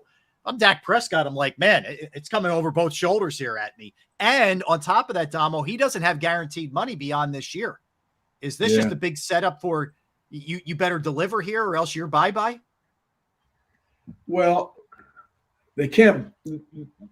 Anything's possible with Jerry, but geez, I mean, you'd have to be. What have they seen? I mean, Trey Lance, when San Francisco gives up on him that quickly. What's that say? I mean, Kyle Shanahan is no dummy. I mean, he's him and John Lynch are pretty smart. So I don't know what Jerry's trying to do here. Maybe he thinks he wants to be, have some insurance. Maybe he's looking at Trey Lance and saying, well, look, nobody thought Jalen Hurts was going to be a superstar when he was drafted in the second round. Maybe that's Trey Lance. I don't know. I mean, you're right. I don't think it helps Dak's mental confidence. You could kind of look at it the way a lot of people looked at what Carson Wentz was feeling when Jalen was drafted. I don't think it'll bother Dak. I mean, Dak knows what he has to get better at. He's got a good offensive line in front of him. So I don't know what's going to happen there, in the next few years. I think Dak will be fine this year. I don't think Trey Lance is going to be my guess is unless Dak gets hurt, Trey Lance never leaves the bench. Mm. All right, let's go up the turnpike to the Giants now. Year 2 of Brian Daboll. Rob and I have been debating this summer, and I want to get your perspective on this. The Giants' schedule this year is a lot tougher. We saw what Daboll was able to do with Daniel Jones last year. Made him a much better quarterback in a lot of different ways last year. You look at the free agents they've brought in, except they just picked up Isaiah Simmons recently. Do you think the Giants, record-wise, will be better or worse in 23? Boy, I'd say about the same, Gunner, because of the more difficult schedule. That's probably going to offset some of the improvement they've made as a team.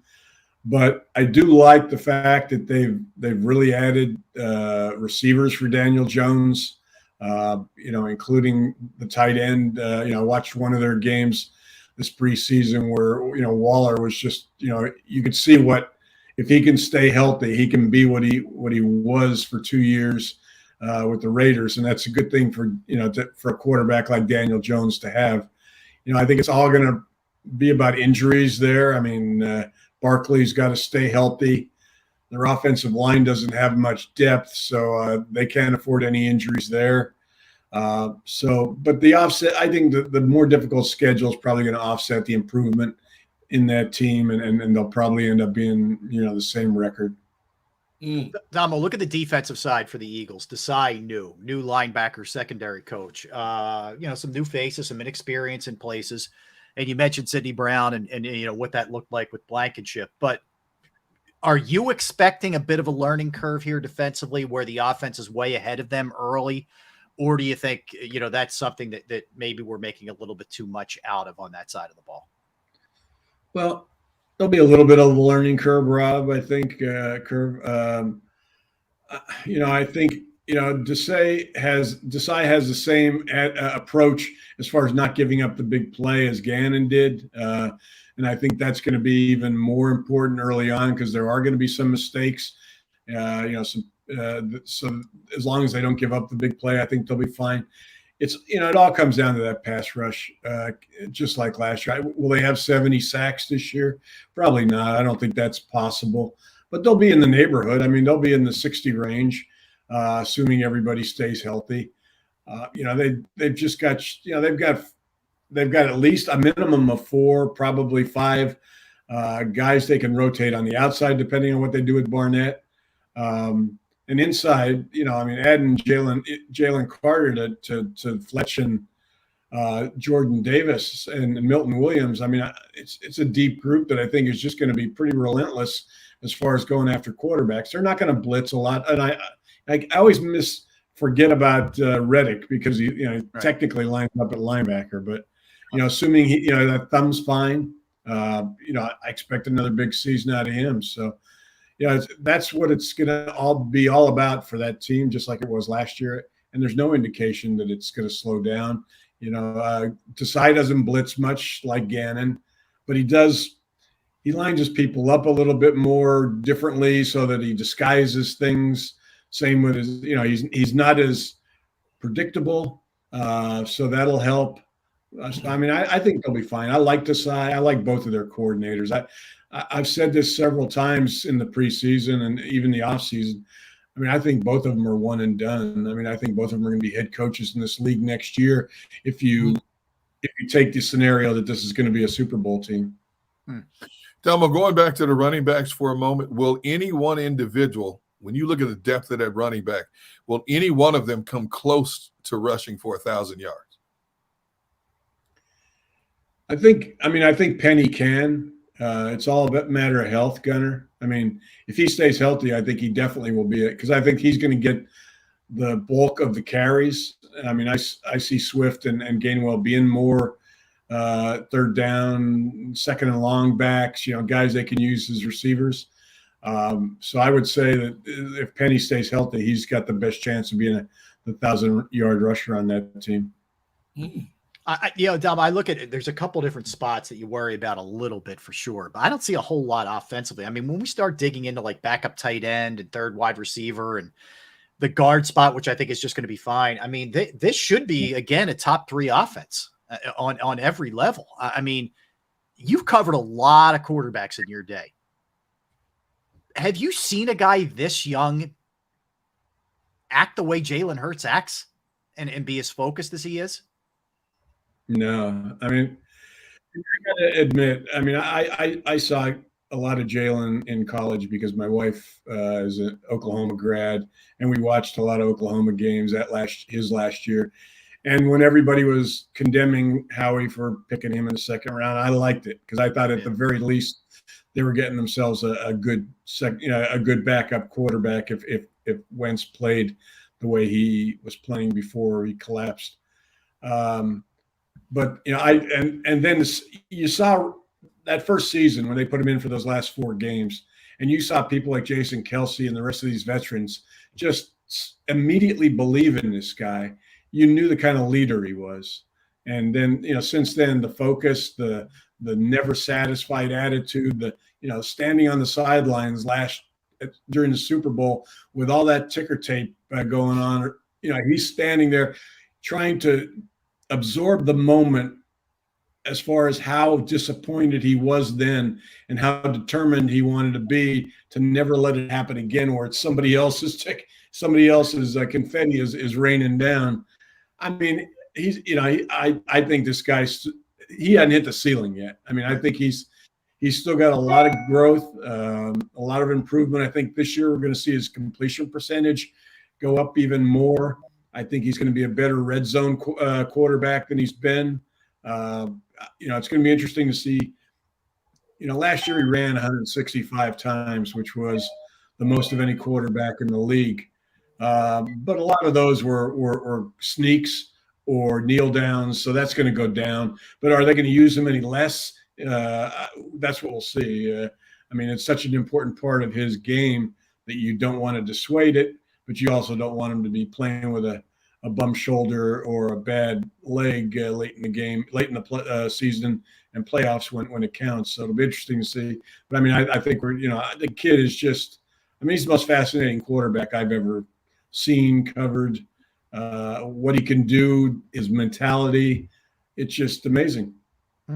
Hey, Delmo, whether it's a player from last year's Super Bowl team or a newcomer, rookie or veteran alike, give me one player that you're going to really hone in on this year. You're really intrigued to seeing on this Eagles roster to see how their season transitions. Probably Sidney Jones, Gunner. Sidney Brown, you mean? Sidney Brown. Yeah. Sidney Brown. I call him Jones one more time. Smack me. I mean, I just love this kid. To watch him fly around. I mean, you've heard it. Every broadcaster compare him to, at least style-wise, to Troy Polamalu, but that's what you see. I mean, he's going to make his share of mistakes, but I think he's going to be a terrific player, and we're going to be talking about him all year. And every Sunday, he's a guy that I'm going to be watching. Damo, listen, man, we appreciate it. And we love having you on the show, and best of luck where you're talking a lot more on the A2D show. And what is the name of your, the program, Damo, for folks who want to check it out? It's Birds Report. It's the only name apparently I could come up with that wasn't taken. There you go. There you go. Birds Report. All right, Damo. You guys wait for a call because I'll be asking you to be on. So we're ready, willing, and able. Yes. And what about this book you're talking about? What stage are you with the book? About half. I mean, I got most of the research and interviews done, Gunner. It's a matter of writing it. I just haven't done anything on it since probably the last 10 months. So I just need to I probably won't get to it in earnest until after the season, and then hopefully I'll finish it in a matter of months after that. Nice. And what you said, Sam Mills. Why did you pick Sam Mills of all? Well, I mean, I think he's just a terrific story, Gunner. I covered him back when he started with the Philadelphia Stars in '83. I mean, he's a guy nobody gave a chance to at any level. Canadian Football League flunked him. The Cleveland Browns, he didn't make their camp. He gets, if not for the USFL, he doesn't. He's out. He becomes a shop teacher, and he just ran with that chance and ends up in the Hall of Fame. So, I mean, his motto was, give me a chance to fail, and they gave him a chance and he didn't fail. And I just always wanted to write that book. Finally started it, got a chance, did like about 70 interviews. And then I took the buyout, and all of a sudden I was busy. And I know what a big proponent you are of his for the Hall of Fame too. You fought hard. Yeah, he belonged in a lot sooner than he got in, but I'm glad I was able to help get him in because he belongs there. Absolutely, Damo. Good stuff, man. Thanks for a couple minutes. Appreciate it. You bet, guys. Take care. All right, take care. It's Paul Domowitch. All right, Gunner. So a couple things NFL wise. DeMar Hamlin makes the Bills team. There was a question, obviously not to be cynical. I don't know that it was going to happen from a PR standpoint that he wasn't going to make the team, but nonetheless, I mean, he had to show them enough that he was there, or else they would have put him on a PUP list or something else. You know what I'm saying? So that's a good sign for him that he's at least physically close to where he needs to be. Rob, I'm thinking the same thing when I saw that. I wonder how much had to be weighed behind closed doors in Buffalo. We can't make this look like just a sentimental decision. It has to be strictly a business decision. But with that business decision comes the prospects of could something happen again? Yeah. And that's a tough situation for Buffalo to be in. But obviously, Sean McDermott is not just going to keep him on the team for sentimental values.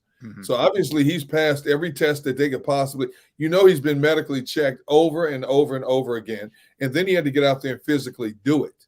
Right. So obviously he's cleared every hurdle that you could possibly clear, but he's definitely a player that everybody in the country that watches football is going to be watching for. If you get a chance to see the Buffalo Bills, they're going to be watching to see how he does. Is he on the field? How are things going? So on and so forth. Yeah, no question. A close eye on the Bills, that's for sure, on a lot of levels. So Eagles wise, what we know thus far is Sipo's out, which Derek Gunn was the first to report right here on Sports Take.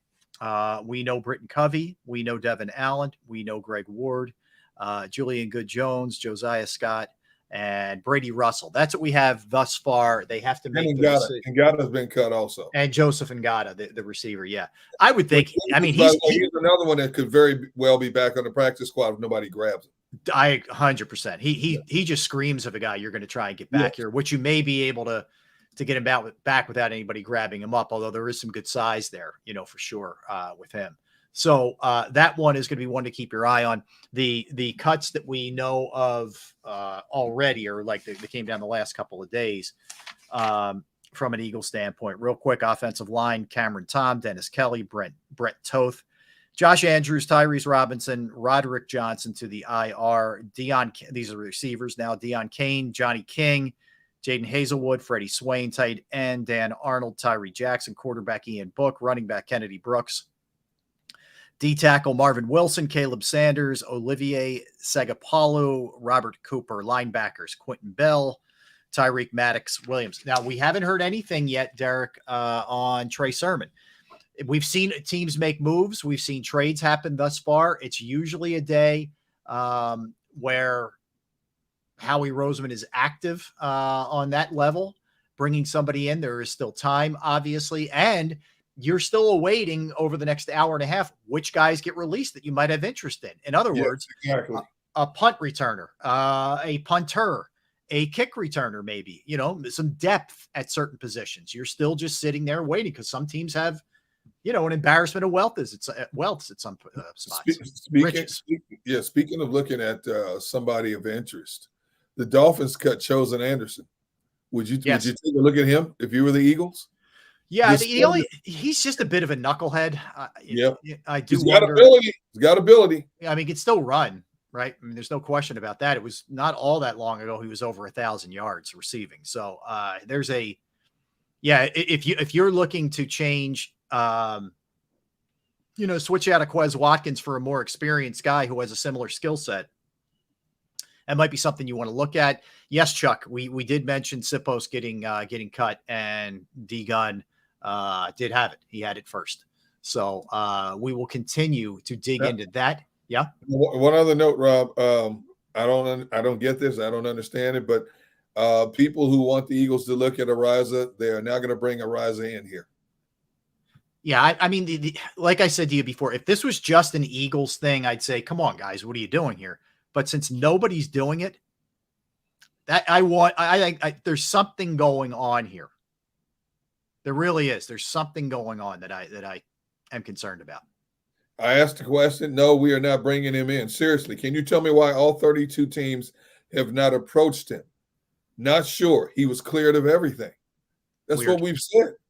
Does he not interview well? I don't know. When he was in the league, when he was with Buffalo, all we heard about was this dude with this booming leg who was booming kicks.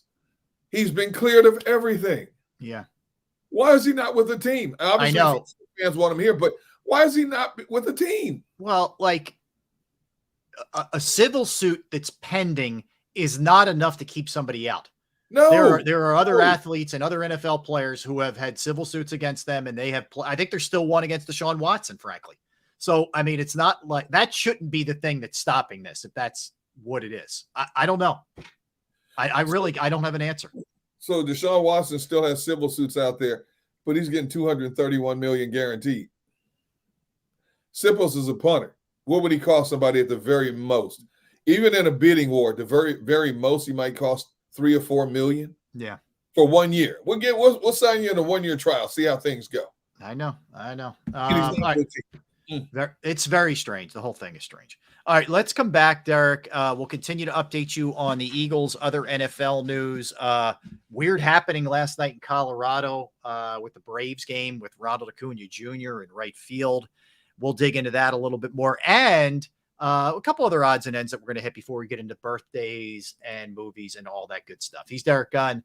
I'm Rob Ellis. We are Sports Take at JAKIB Sports YouTube channel. Right back. Don't go anywhere.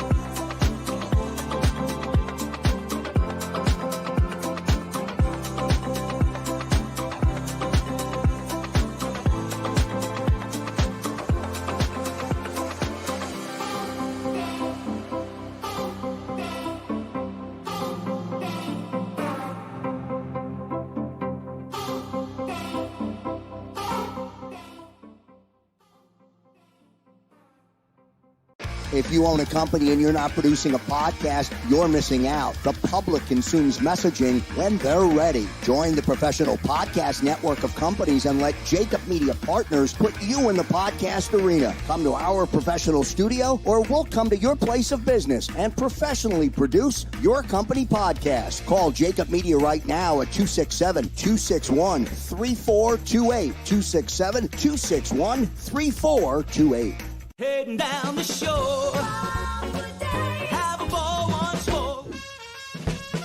Here, imaginations run wild and time stands still. Because here, you can find the best of the Jersey Shore, all on one 5-mile island. So leave the old you behind and get lost in the woods. Wild, wild, wild wood days.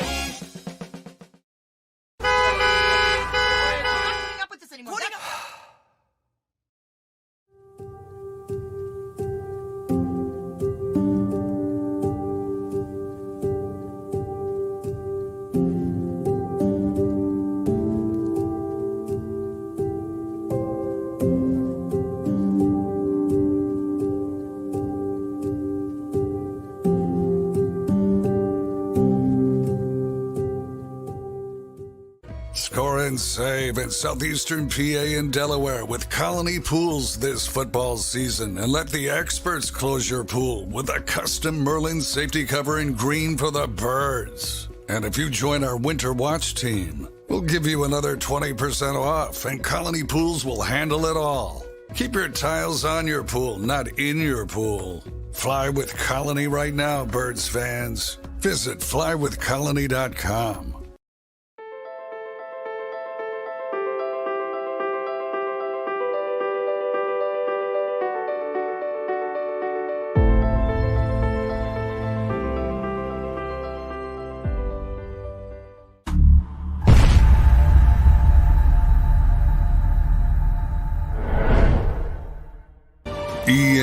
EAGLES, Eagles.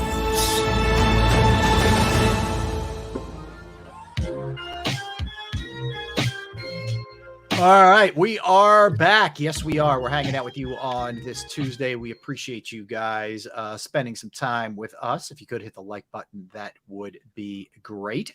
He's Derek Gunn. I am Rob Ellis. Raiders have released wide receiver Keelan Cole and Philip Dorsett. They're hoping to get both guys back on the practice squad. Browns have set their initial 53-man roster. Among those cut, Kellen Mond, Demetric Felton, Tristan Hill, Maurice Hurst, and John Kelly Jr. running back. Again, no mind-boggling names thus far. It's just, there's kind of the usual suspects being moved on from a lot of these teams. All right, Derek, did you see last night the video of the fans who ran out into right field with Ronald Acuna Jr. there? Yeah. He ended up having another monster game, but I know it turned out to be nothing. The guys were just looking for a little love, like kind of hugging him and, hey, you're great and all that, trying to high five, whatever. But like, how did those guys get out there? Like, frankly, I'm surprised we don't see more of this. I'm glad we don't, but I'm surprised we don't with the way things are in this day and age. Yeah, you look at the angles in which they came from. I believe one was along the first baseline. They only have the mesh netting up so far. So right. It's kind of easy for people to jump over the rail. But most stadiums have more security along the rails. I guess depending on which stadium you're in, you usually have, 3-4 guys along the rails. I don't know how a guy just gets over and just takes off like that. Initially you see that, and the first thing you're thinking is some deranged idiot wants to take a swing at a player like Acuna, who, by the way, stole his 60th base of the season. What a season! What a season! Yeah. My goodness, and he didn't even get to play. He didn't even get to play last year in the playoffs. I believe he was injured. Right. What a season he is having now. But I thought he handled it the best he could. He stood there and kind of embraced one of the guys. Wasn't like he was trying to wrestle him to a ground or anything. Yeah. And then another one came up to him, and I think he fell back and just lay there like, he wasn't tackled, but he handled that situation the best he could. But not one, but two people come running out of the stands for something like this. I mean, here's the way I feel about it. I don't care what sport it is. And too many stadiums take this approach. They'll ban somebody just for that season. If you do that, you're banned for life. Yes. You're banned for life. You're not, if you're going to interfere with professionals doing their work in the day and age we live in, where everything is looked at a potentially dangerous situation. If you do something like that, even if you did it on a dare, buddies, I don't care what it is, you're banned for life from a stadium. I agree. Never should you be able to step foot again in any sport, really, but especially that stadium. I would agree with you.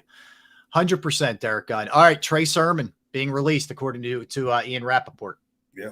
Well, again, I think they'll try and get him back on the practice squad. I think somebody grabs him.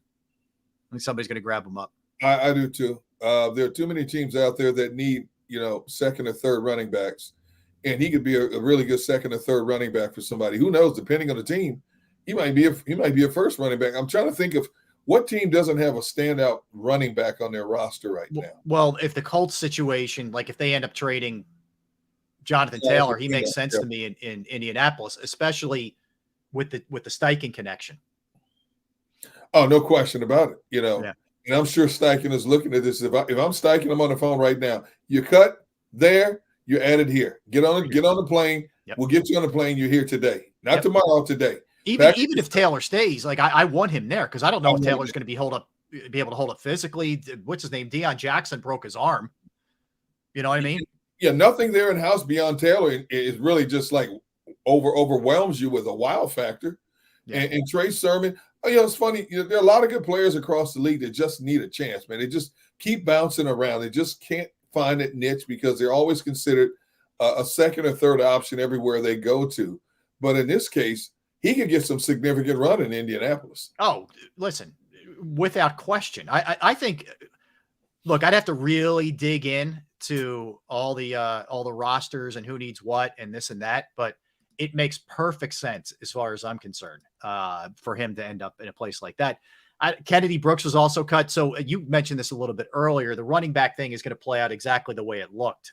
You're going to go, depending on what order you want to throw these guys in there. But with the two new faces, you go DeAndre Swift, and you go Penny, then you go Gainwell, then you go Scott. You're not going to have more than 4 on the roster. You're just not. And Scott can return kicks for you. Exactly. Yeah. Exactly. And I think that's a significant reason why Scott is still on this roster. I'm still baffled why he decided to come back here for $2 million. Now, he could have gone somewhere else, maybe got a little bit more, not much more, but he could have gone to a place where he could have got more opportunities, but he decided to stay here for whatever reason. And his value is not only is he a running back, he can catch it out of the backfield, and he can return for you. And let's face it, when he's back there in the return game, he can do some damage. Yeah. So a couple other big NFL things, Von Miller to the PUP list, which means he misses the first 4 games. We know that. Yesterday, Kyler Murray to the PUP list as well. So neither one of those two guys are going to start the season. The starting quarterback for the Cardinals is going to be Josh Dobbs, who comes over in that trade from Cleveland because Arizona also cut Colt McCoy. And they let in the offseason Trace McSorley walk. He ended up with the Patriots and got cut from the Patriots. So, that's just some of the movement that we're hearing. We got about an hour and 15 minutes left to see what ends up happening here from an Eagles and an NFL standpoint as far as what guys get cut, what guys don't.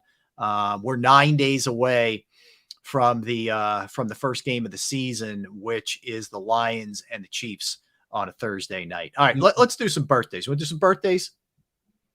You know what? Initially, Giants, our friend Bob Brookover, Giants have cut Cole Beasley, but they're going to keep him around initially, I guess, on the practice squad. I think Cole Beasley is still one of the shiftiest slot receivers out there. And he's going to be interesting in a Giants offense if nobody else decides to pick him up. But I've always been a big Cole Beasley fan, a little guy who's like a gnat. It's like trying to swat a gnat out of the air. Yeah. Now he's an older player yet, but he still is a shifty type receiver. So I'm a little surprised that the Giants just Brian Daboll cut him. And unless it's some kind of roster maneuvering and they're saying to him, just hold tight for a second, we're going to do something and you'll be, I don't know. Because that stuff does take place with other guys too, not just Cole Beasley, Absolutely. So that's something to watch too, where if he doesn't end up there where he he ends up. All right, you ready to do some birthdays? Yeah, let's give her a shot there, buddy. All right. We'll start with this one. Michael Jackson. Michael Jackson was born on this day in 1958. He would have been 65 years old. What's your favorite MJ song? Smooth Criminal. That's a great choice. Smooth Criminal is my number one, and my second one is not a big fan favorite, but it became my second favorite because if you look at the video of this song and what the song meant to him and the message he wanted to get out there, it's called the Earth Song. Okay. When he talks about how we're destroying this planet.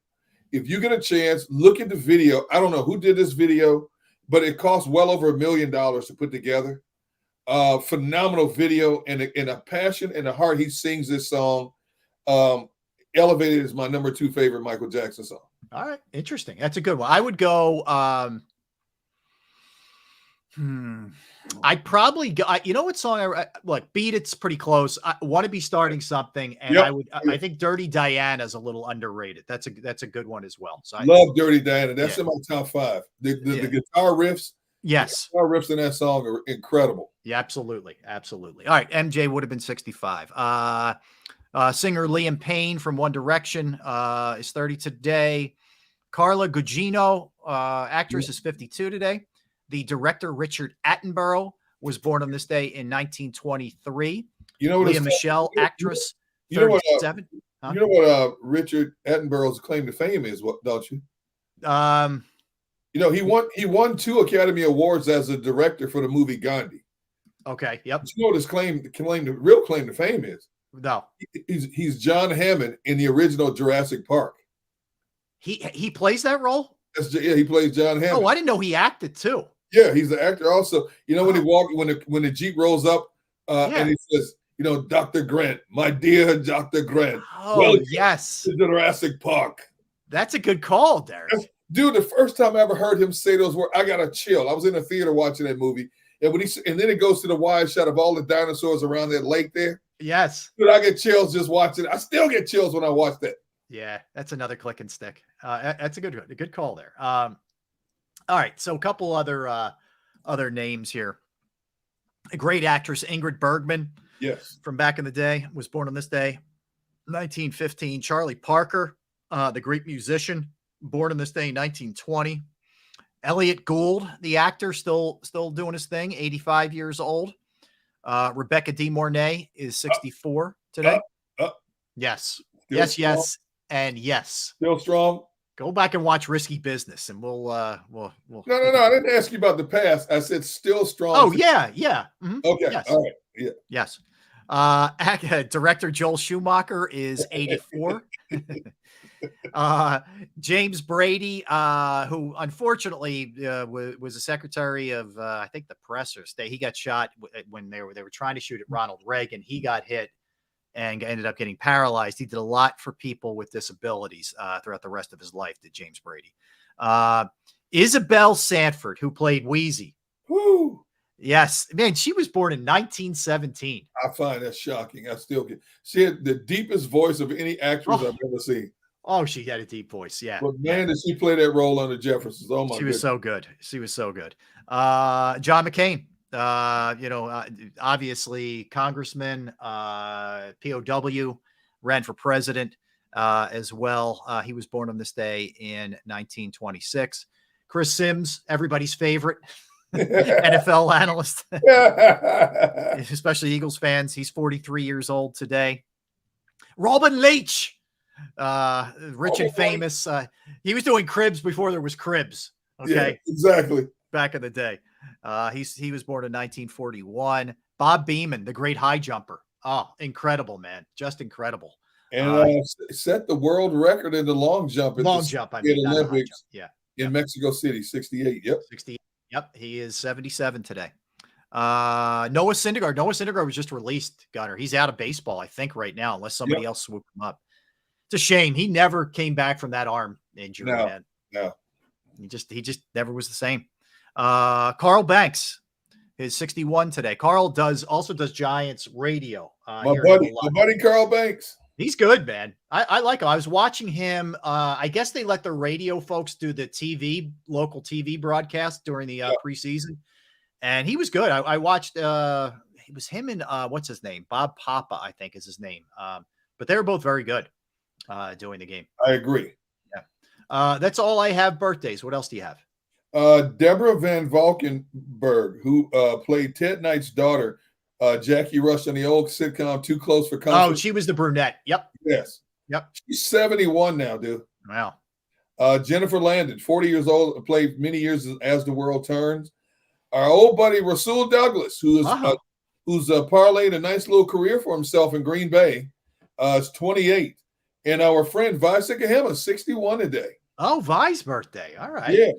Boy, I'll tell you, man, Vi did it right. He retired and bye-bye. Got into TV, had a nice career in TV at NBC 10 in Philly. Yeah. Now I don't know what he's doing. I thought he was running for some office or something, like mayor or something.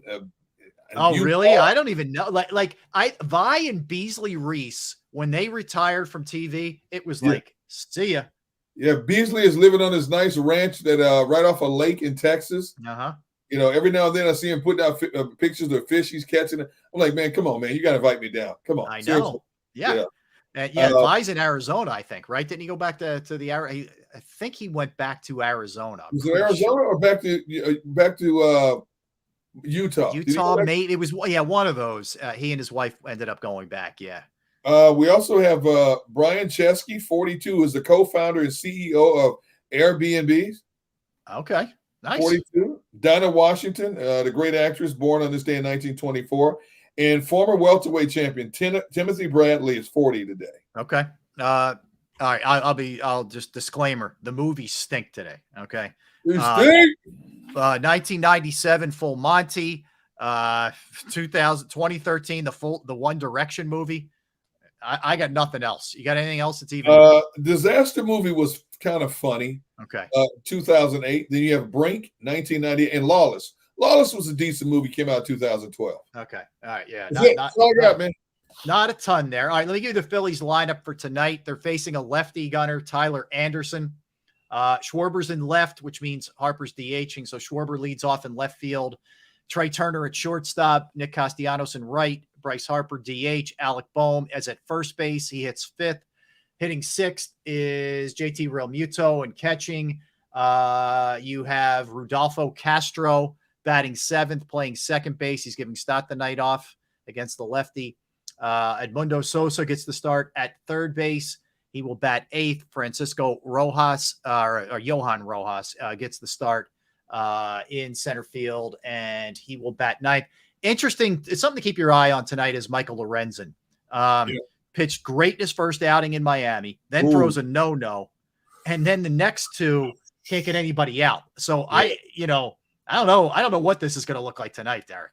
I don't either, Rob. I mean, I thought we both said it when they got him after those first two outings. Oh, this dude is a stud they needed in this rotation. Right. The last two outings, man, oh my goodness. Especially that last one. Yeah. I don't know what we're going to see tonight, Rob. I really don't. But we got to watch. You got to watch. Oh, listen, you're going to be locked in, right? I mean, there's no question about that. All right, the Cowboys are sending, how about this? Are sending 2020 first-round pick Noah, here we go, Igbinoghene. Okay. So the Dolphins are trading their 2020 first-round pick Noah Igbinoghene to the Cowboys in exchange for cornerback Kelvin Joseph, Dallas's former second-round pick. So a former first-rounder for a former second-rounder. Interesting. I'll tell you, Dallas is staying active. Well, I think this is still all a part of Jerry Jones sending a direct message to Mike McCarthy and Dak Prescott. It's now or never. This is the year. Now or never. We've been playing around too long. I'm 80 years old. I ain't got much time left. You know, I need something now. If not, changes are coming at the end of this year. Yeah, I agree. And you're right. He is, I mean, frankly, I'm not trying to be cold here, but he's not a young man anymore. And Jerry knows there aren't a ton of years left here, and he wants to win another one. He doesn't want his legacy to be, they won 3, but they didn't win any the last 30 some odd years of his, ownership. That he doesn't want to go out that way. No. So you're right. I mean, I think between the Lance move, this move, I think he's trying to light fires here and get some kind of sense of urgency going we'll see. You know, I think the problem he has is the coach who's in place. And I just think Dak in a big spot in the playoffs, man. But we'll see. We shall see. All right. Want to thank Tone DeShields. Tone, great job producing the program. We appreciate you, Tone. Everybody in the chat section, thank you guys for hanging out with us, and everybody streaming, everybody listening. As always, you guys are the best without question. All right. Stay tuned. You have the National Football Show with Dan Cilio. Derek and I will be rocking and rolling same time tomorrow, and we'll have the full roster in place. So we'll know what this thing looks like roster-wise for the Eagles. Also, we'll give you a recap of Game 2 of the Phillies and the Angels. All right, Derek, have a great one, my friend. I will see you. You the same, my brother. See you mañana. See all you guys tomorrow. We appreciate it. We are Sports Take. Same time, same channel tomorrow.